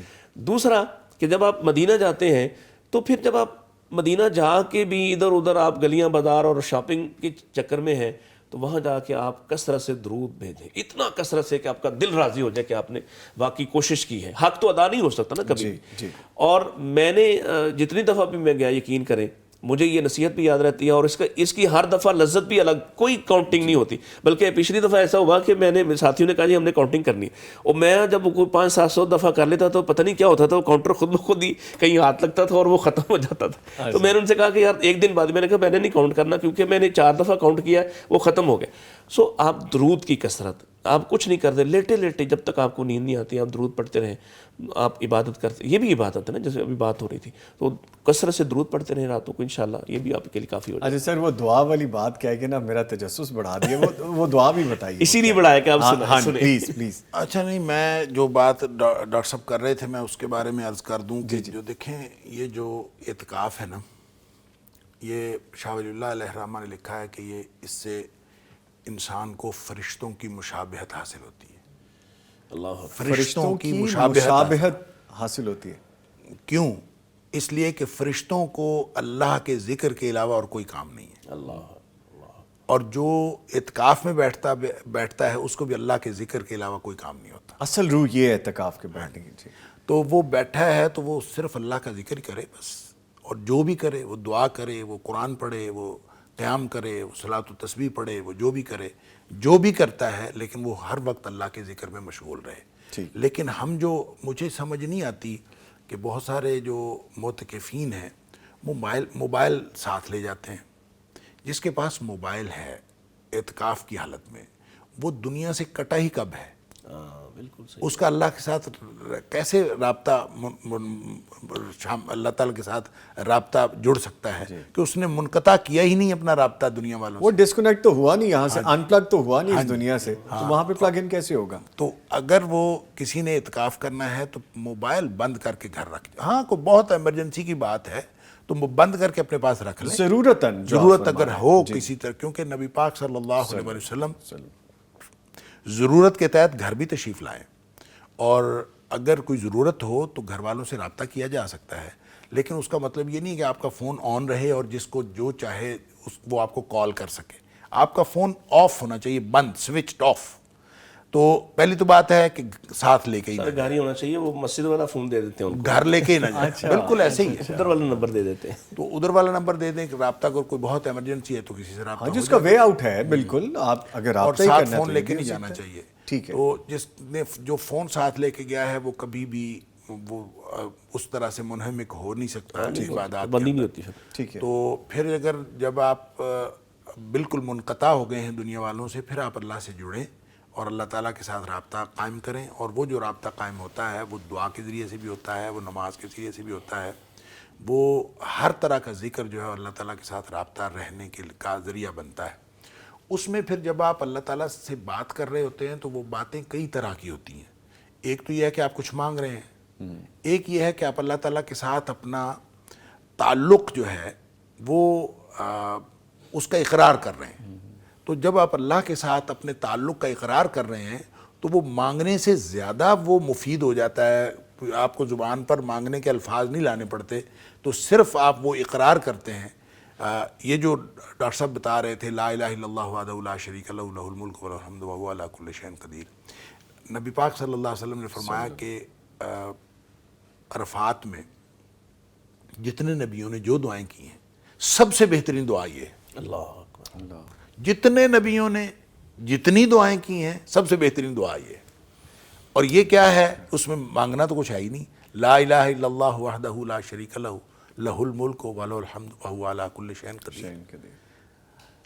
لا الہ الا اللہ اقرار ہے، اور سارا اقرار لا الہ الا اللہ وحدہ لا شریک لہ، اللہ جو ہے اس کے علاوہ کوئی الہ نہیں، اور وہ اکیلا ہے، اس کا کوئی شریک نہیں. جی لہ الملک و لہ الحمد، ساری بادشاہت، سارا اختیار اس کا ہے، اللہ اکبر. اور ہر چیز کے بارے میں ساری تعریف بھی اس کی ہے. اور تعریف، حمد وہ تعریف ہوتی ہے جس میں شکر کے جذبات ہوتے ہیں. جو بادشاہت اس کی ہے، اس کو کہہ رہا ہے، بندہ جو دعا کر رہا ہے وہ اس کو کہہ رہا ہے لا الہ الا اللہ وحدہ لا شریک لہ لہ الملک ولہ الحمد وہو علی کل شیء قدیر. بس یہ کہہ کے چپ کر جاتا ہے. اب آپ بتائیں جو عطا فرمانے والا ہے اس کی عطا میں کوئی کمی رہ جائے گی؟ اس لیے نبی پاک صلی اللہ علیہ وسلم نے فرمایا کہ یہ سارے نبیوں کی مانگی ہوئی دعاؤں میں سے سب سے بہترین دعا یہ ہے. تو آپ جب اللہ سے مانگ رہے ہیں، جب آدمی اصل میں زبان سے مانگتا ہے نا تو انسان اپنی اوقات کے مطابق مانگتا ہے. اللہ اور جب اقرار کرتا ہے اللہ کی بندگی کا تو پھر اللہ اپنی شان کے مطابق شان کے مطابق یقیناً. اس لیے یہ دعا جو ہے وہ باقی ساری دعاؤں کے اوپر حاوی ہے. ماشاء اللہ ماشاء اللہ. تو یہ لکی مان، آپ کو جو اس طرح کی ٹپس ادھر سے مل جاتی ہیں تو پھر آپ جا کے اپلائی کرتے ہیں تو ماشاء اللہ ماشاء اللہ. یو لکی مان. اچھا سر، جو اعتکاف کے حوالے سے بھی بات ہو رہی تھی، ویسے تو ٹرانسمیشن اپنے اختتام کی طرف جا رہی ہے، تو یہ لگا تو یہ بھی کویشچن کر لیں، مرد کا اعتکاف اور عورت کا اعتکاف، ان دونوں میں کوئی ڈفرینس ہے یا مماثلت ہی ہے، کوئی خاص فرق نہیں ہے؟ ایک بات میں وہ پہلے مجھ پہ اعتراض ہوا کہ آپ نے جملہ دبا کے بیٹھے ہوئے تھے، تو اب میں خاموش تھا کہ بات مکمل ہوگی. نہیں کھل کے بولیں، کھل کے بولیں آپ. ایک تو یہ کہ وہ جو گھر سے کھانا آتا ہے اعتکاف والوں کے لیے، اس کے ساتھ پوری فیملی آتی ہے. تو میں آپ کے ہمارے اپنے اس چینل کے ذریعے سے پیغام یہ دینا چاہ رہا ہوں کہ جیسے میں نے کوشش کی کہ ہم نے کہا کہ ہم کھانا کھلائیں گے آپ. اچھا ٹھیک ہے، آپ گھر سے کھانا نہیں لے کے آئیں، ہم کوشش کریں گے آپ کی پسند ناپسند کا خیال کرتے ہوئے اس کو مکس اپ کریں، تاکہ وہ جو پورا خاندان رات کو آ کے گھنٹہ 2 گھنٹے مغرب سے عشاء کے درمیان بڑا خاص اور قیمتی وقت ہوتا ہے، وہ پروٹوکول توڑ دیتے ہیں، وہ سب کچھ آپ بچے آ رہے ہوتے ہیں، پھر وہ ایک مجلس لگتی ہے، وہ نہ ہو. ایک تو یہ میں چاہ رہا تھا کہ یہ پیغام بھی جائے کہ اگر مساجد نے کہیں اہتمام کیا ہے تو کھانا وہ کھلا رہی ہیں، تو پھر آپ گھر سے اسپیشل الگ سے افطار بنا کے نہ بھیجیں، کچھ دن ان کو کچھ بھوکا رہنے دیں، گزارے لائق بھی کھانے دیں. اور وہ آدمی، وہ مرد و عورت بھی جو مسجد میں اعتکاف کر رہے ہیں تو وہ بھی تھوڑا اہتمام کرے کہ میں بالکل واقعی الگ تھا کہ 9-10 دن بعد جب گھر جاؤں نا تو اس دن وہ شکل دیکھ کے بھی خوش ہوں، واقعی الگ ہو، اثرات بھی ہوں. ایک بات تو یہ تھی. دوسرا، مرد عورت کا اعتکاف دین نے جہاں کوئی تعیین نہیں کی ہے کسی بھی حکم کے حوالے سے، اگر دین نے کہیں کی ہے تو اس پر کسی کا کوئی اختلاف ہی نہیں ہو سکتا. ٹھیک ہے نا؟ جیسے آپ دیکھیں کہ حج عمرہ کی جو تربیت ہوتی ہے اس میں ہم مرد چادریں احرام کے طور پہ باندھیں تو عورتوں کے لیے وضاحت کر دی کہ ان کی چادریں ان کا لباس ہی ہے. ٹھیک ہے، وضاحت کر دی. تو جہاں دین نے وضاحت کر دی، جہاں ضرورت تھی وضاحت کر دی، جہاں ضرورت نہیں تھی وضاحت کرنے کی وہاں وضاحت نہیں کی ہے، اور جہاں اللہ اس کے رسول نے وضاحت نہیں کی وہاں کسی کا ضابطہ نہیں چل سکتا. آسان سی بات یہ ہے. اب قرآن مجید نے ایک بات واضح کر دی کہ وَأَنْتُمْ عَاكِفُونَ فِي الْمَسَاجِدِ، تو مسجدوں میں ہی اعتکاف ہوتا ہے. اس کے بعد مجھے سمجھ آتا ہے، میری فقہ میں آتا ہے، میری دانش میں آتا ہے، نہیں آتا مجھے اس سے کوئی غرض نہیں ہونا چاہیے اور نہ مجھے اس معاملے میں اس کے پیچھے پڑنا چاہیے. پھر اس میں کیا ہوتا ہے کہ آپ ایک نئی بات شروع کر دیتے ہیں مساجد میں اعتکاف. اب خیر، اگر ازواج مطہرات کا اعتکاف مسجد نبوی میں ہوتا تھا اور نبی پاک کے بعد بھی وہیں ہوتا تھا، تو آج بھی عورتوں کا اعتکاف مسجد میں ہی ہونا چاہیے. اگر اس وقت آپ نے یہ اجازت دی ہوتی کہ آپ گھر میں اعتکاف کر لو، میں یہاں اعتکاف کروں گا، تو یہ ہمارے لیے بھی وضاحت ہو جاتی کہ مسجدوں میں عورتوں کا آنا کوئی اس کی ضرورت نہیں ہے. وہ اپنے گھر میں کمرہ مخصوص کر لیں اور اس کمرے میں وہ داخل ہو جائیں اور وہ لاک کر لیں اور وہ اس کو اعتکاف کی جگہ معتکف سمجھ لیں اپنے لیے. تو دین نے وضاحت کر دی ہے آپ کو اعتکاف. اور بلکہ اب تو مساجد چاہے وہ کسی بھی مسلک کی ہوں، سب کے پاس گیلریز الگ ہیں، ہال الگ ہیں. اب تو زیادہ آسان ہو گیا مسجدوں میں آنا رہنا خواتین کے لیے بھی. اور اگر کہیں ایسی لگتا ہے آپ کو کہ یہ والی مسجد جو ہے وہ سوٹیبل نہیں ہے اس پرائیویسی کے لیے، تو کوئی دوسری قریبی مسجد دیکھ لیں اگر آپ نے اعتکاف ضرور کرنا ہے. اور میں تو بلکہ ایک اور بات یہاں کہنے لگا ہوں، پتہ نہیں اس کا نتیجہ کیا ہوگا، کہ یہ جو حضرت عائشہ کا قول ہے مجھے آج سمجھ آ رہی تھی کہ رسول اللہ کی زندگی میں تو ایک مرتبہ انہوں نے اعتکاف کیا خواتین نے، لیکن اس کے بعد جب انہوں نے کہا نا کہ نبی پاک کی وفات کے بعد ازواج مطہرات نے مستقل کر لیا یہ کام، تو ان عورتوں کو اعتکاف کرنا چاہیے میری نظر میں جن کے معاملات ڈسٹرب نہ ہوتے ہوں گھر میں، جن کے شوہر گھر میں ہیں اور وہ عورتیں مسجدوں میں آ کے اعتکاف کر رہی ہیں. میں کوئی فیصلہ نہیں کر رہا، لیکن یہ بات سوچنے والی ہے، اور ڈاکٹر صاحب یا کبار علماء اس پر زیادہ بہتر رائے دے سکتے ہیں کہ سارے گھر کو آپ پریشان چھوڑ کے اب آپ مسجد میں بیٹھ جائیں، اعتکاف کریں اور گھر پریشان ہو.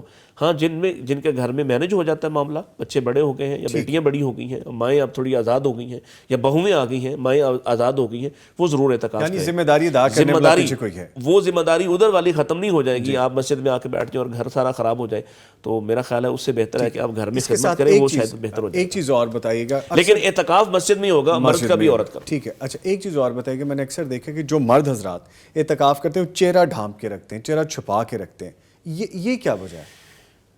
وہ تکلف جو اللہ کے رسول نے نہیں کیا اس کی کوئی حیثیت نہیں ہے. بس آسان جواب یہ ہے. ٹھیک ہے. اچھا سر ایک چیز اور بتائیے کہ جو فطرانہ ہے کیا ہے اور اس کے مقاصد کیا ہیں؟ فطرانہ ایک صدقہ ہے جی، اور وہ خاص طور پہ اس کا رمضان کے ساتھ تعلق ہے. اور نبی اکرم صلی اللہ علیہ وآلہ وسلم نے فرمایا کہ ہر شخص جو ہے، ہر شخص کی طرف سے، چاہے وہ بچہ ہے، گھر کے ہر فرد کی طرف سے فطرانہ ایک سا دیا جائے گا. ٹھیک ہے. اور وہ سا کیا ہے؟ اچھا اس کا تعلق اصل میں اس کا تعلق ہے عید کے لیے جو مسکین اور مساکین اور فقراء ہیں ان کے کھانے کا بندوبست ہو جائے. یہ اس کے اندر جو فلسفی نبی پاک صلی اللہ علیہ وسلم نے فرمائی کہ تومۃ للمساکین، کہ لوگوں کے لیے جو مسکینوں کے لیے کھانے کا بندوبست ہو جائے. اور ساتھ فرمایا کہ یہ جو اپنے جو روزے رکھے ہوئے ہیں اس میں اگر کوئی غلطی ہوئی ہے تو اس کا کفارہ بھی بن جاتا ہے. ٹھیک. اچھا یہ دو اس کے مقاصد ہیں. اب اس میں دینا کب ہے اور کتنا دینا ہے؟ ایک سا دینا ہے، اور مدنی سا جو ہے وہ عام طور پہ تقریباً 2.5 کلو کا ہے. وہ ہمارے والد صاحب کہا کرتے تھے 2 سیر اور 11.5 چھٹانک کا ہوتا تھا. 2 سیر اور 11.5 چھٹانک کا. تو اب چونکہ کلو آ گیا ہے تو تقریباً 2.5 کلو کہہ سکتے ہیں وہ سا ہوتا ہے.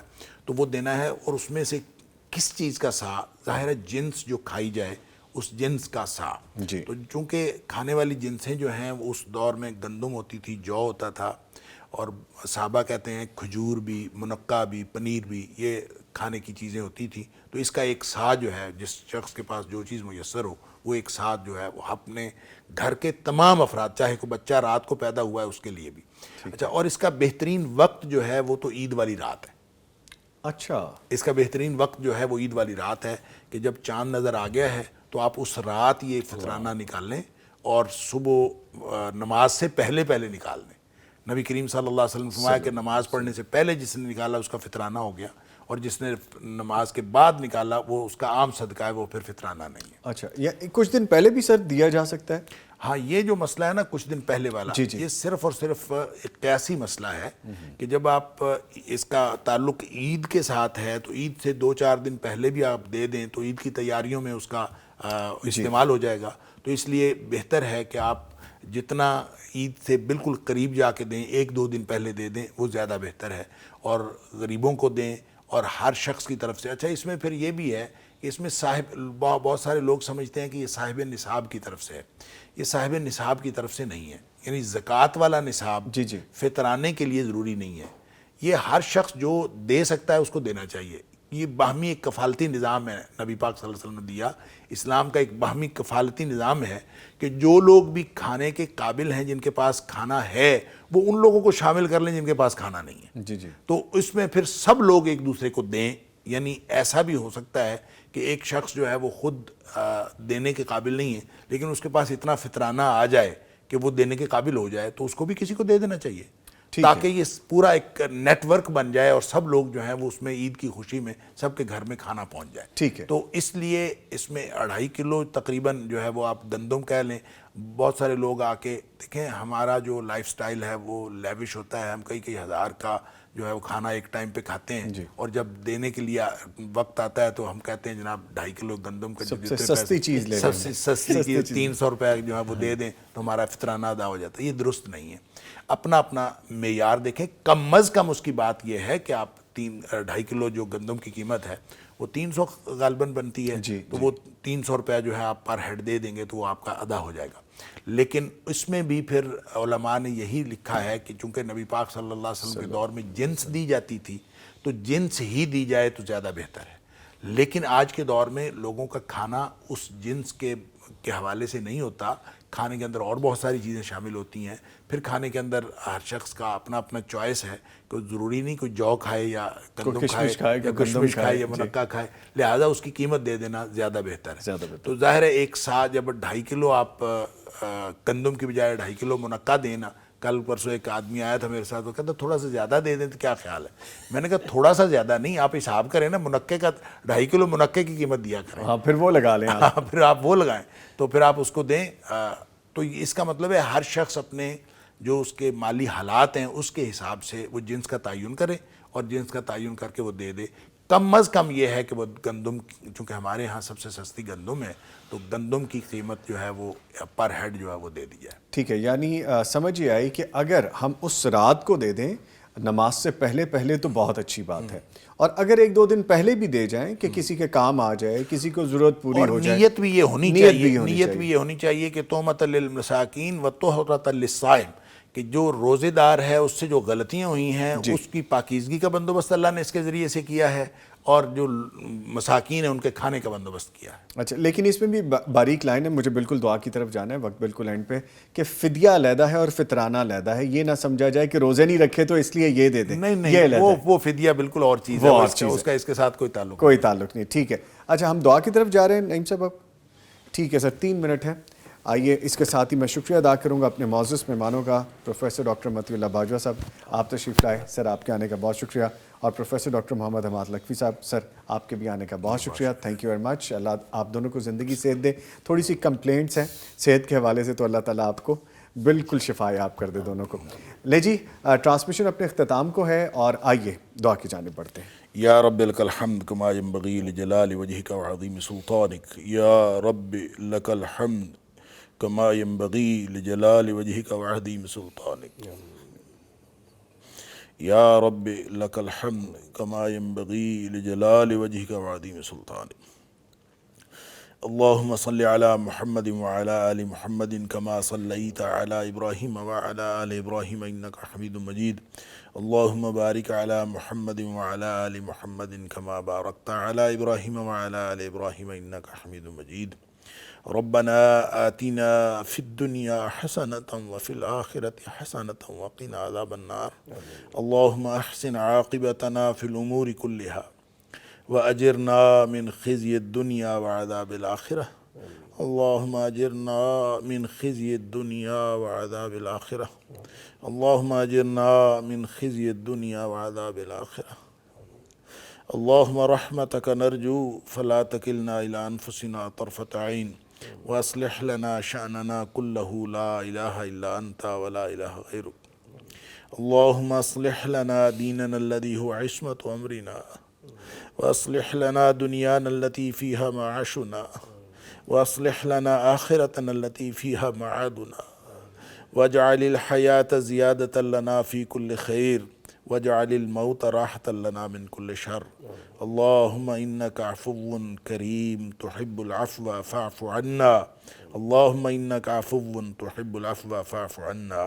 اللهم اغفر لنا ذنوبنا كله دقه وجله وأوله وآخره وعلانيته وسره. اللہ تو ہمارے گناہ معاف کر دے. اللہ تو معاف کرنے والا ہے, معافی کو پسند کرتا ہے. ہم سب ہاتھ پھیلائے تجھ سے معافی کے طلبگار ہیں. اللہ تو ہمارے سارے گناہ معاف کر دے. اللہ اگلے پچھلے گناہ معاف کر دے, چھوٹے بڑے گناہ معاف کر دے, علانیہ پوشیدہ گناہ معاف فرما دے. اللہ انفرادی اجتماعی گناہوں کو معاف فرما دے. اللہ ہمارے گھر والوں کو, اہل خانہ کو معاف کر دے. اللہ ہمارے دوست احباب کی مغفرت فرما دے. اللہ ہمارے رشتہ داروں کی مغفرت فرما دے. اللہ ہمارے آباء و اجداد کی مغفرت فرما دے. اللہ تمام مرحومین کی مغفرت فرما دے. اللہ ہماری بقیہ زندگی اپنی رضا اور اپنی پسند کے مطابق بنا لے. اللہ ہمیں اور ہماری اولادوں کو, ہماری قیامت تک آنے والی نسلوں کو اپنی دین کا سچا خادم بنا دے. اللہ جتنے بھی بے اولاد ہیں اللہ ان کو نیک اولاد نرینہ عطا فرما. اللہ جتنے بھی صاحب اولاد ہیں ان کو اولاد کی طرف سے ہر قسم کی پریشانی دور فرما. اللہ ہماری اولادوں کی اصلاح فرما دے. اللہ ہماری اولادوں کی اصلاح فرما دے. اللہ ہماری اولادوں کو ہمارے آنکھوں کی ٹھنڈک بنا دے. اللہ پوری دنیا میں مظلوم مسلمانوں کی مدد فرما. اللہ فلسطین کے مظلوم مسلمانوں کی مدد فرما، اللہ کشمیر کے مظلوم مسلمانوں کی مدد فرما، اللہ اسلام اور مسلمانوں کے دشمنوں کو نیست و نابود فرما دے، اللہ بلاد اسلامیہ کی حفاظت فرما، ملک پاکستان کی حفاظت فرما، اللہ ہماری دنیا بھی بہترین کر دے، اللہ ہماری آخرت بھی بہترین کر دے، اللہ ہم سب کو جنت الفردوس کے اندر اکٹھا فرما دے، اللہ ہم سب کو جنت الفردوس کے اندر اپنے حبیب صلی اللہ علیہ وسلم کا ساتھ نصیب فرما دے، وصلی اللہ تعالی علی خیر خلقہ محمد وآلہ وصحبہ اجمعین، آمین آمین برحمتک یا ارحم الراحمین۔ اس کے ساتھ ہی افطار ٹرانسمیشن اختتام کو پہنچتی ہے۔ بلیسڈ نائٹ ٹرانسمیشن میں ملاقات ہوگی دوبارہ۔ رمضان رمضان رمضان رمضان، مغفرت کا ہو گیا سامان پھر، رب کا آیا خاص ایک مہمان پھر، مغفرت کا ہو گیا سامان پھر۔